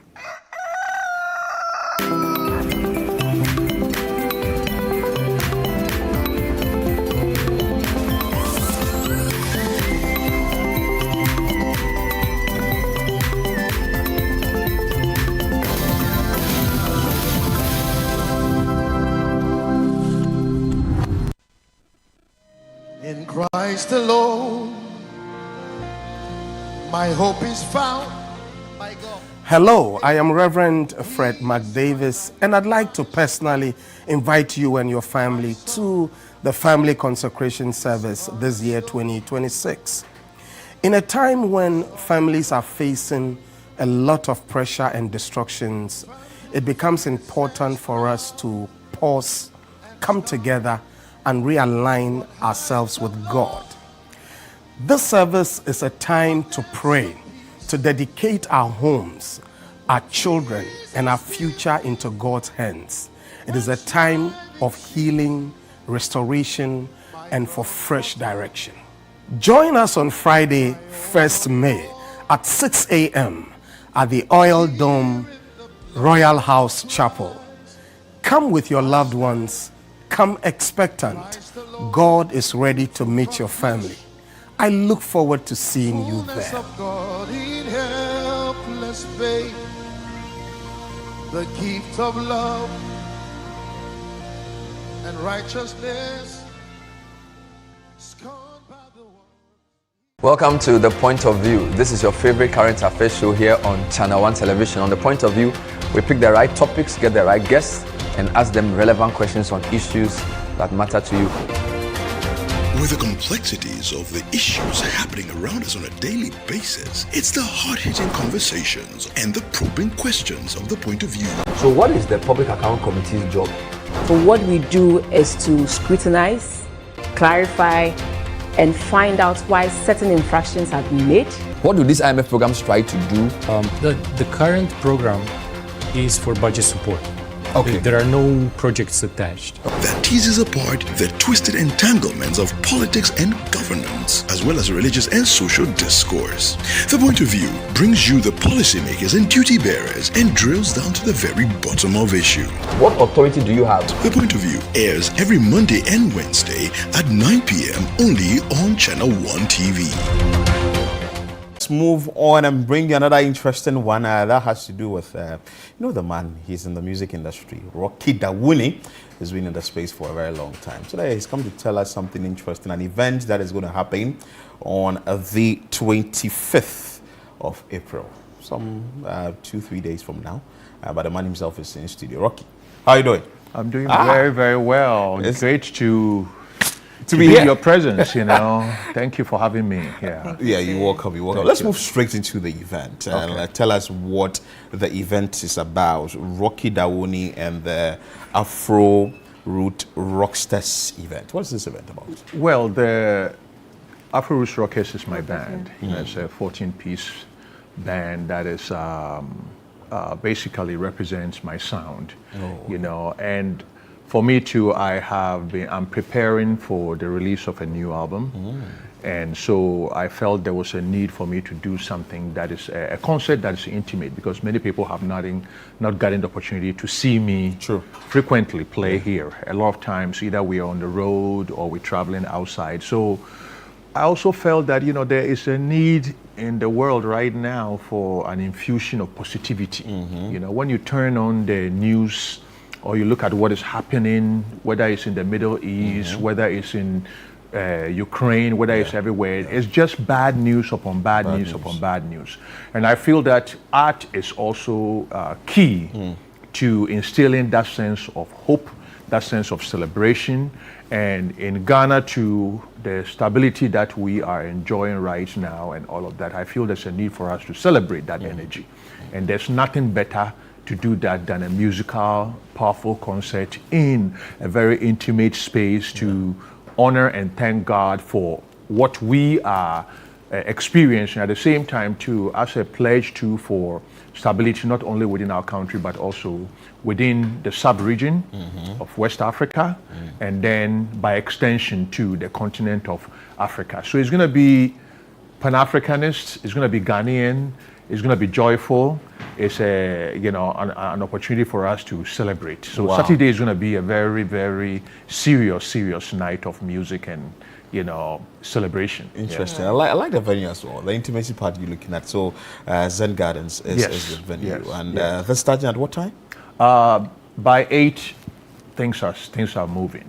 You know, so anybody that is interested in coming to experience what I have been about, you know, to experience why all the nominations, to experience why, you know, the fusion and kind of how I have really orchestrated that fusion of reggae, high life, Afro music and all of that. If you want to experience that, you know, you have to be there to feel it. That's why I'm doing this. This is a gift for Ghana, you know, and since I was also, you know, the government recently, you know, gave an opportunity for me to be a cultural diplomat too. I felt that there was something that needs to be given back, you know. And the thing is that sometimes concerts are done in big spaces and the impact is diffused, you know. But I want a space where people can really feel and understand and also see what it means in terms of where Ghanaian music too,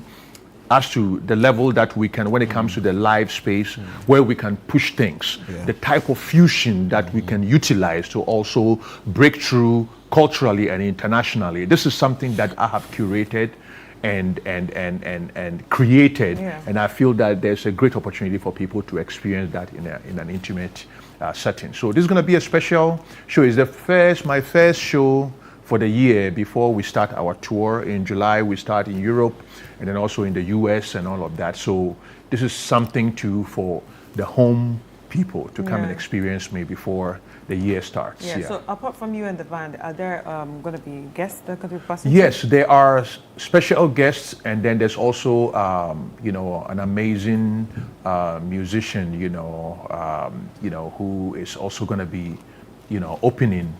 Marvin Brooks, who's also going to be opening the set. He's an incredible Ghanaian German musician. He's been having a lot of traction, you know, really across the world, and he's going to do an acoustic set. And then there's a surprise guest that, you know, you have to be there to really kind of perceive, you know. But it's going to be, it's, you know, I'm just inviting all of Ghana to be there. Although it's an intimate space, I just want us to be there for an opportunity to celebrate. And then, you know, another thing too is that for me too, I feel that we as a nation, you know, we have to understand, and also as a people, we have to understand that right now, all around the world, everybody's looking inwards. You know, so we have to have everybody to celebrate the African identity.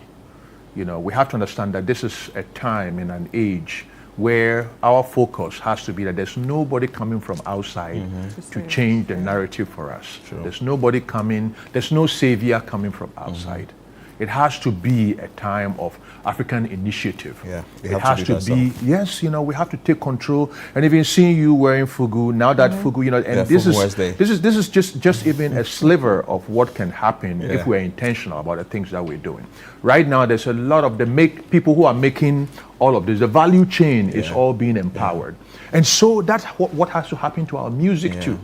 You know, our music has to be, we don't have to go out there and wait for trends to start outside and everybody follows the trend. Everybody asks me, how did you get all these nominations? How did you do all of this? I was like, because I have always focused on original stuff.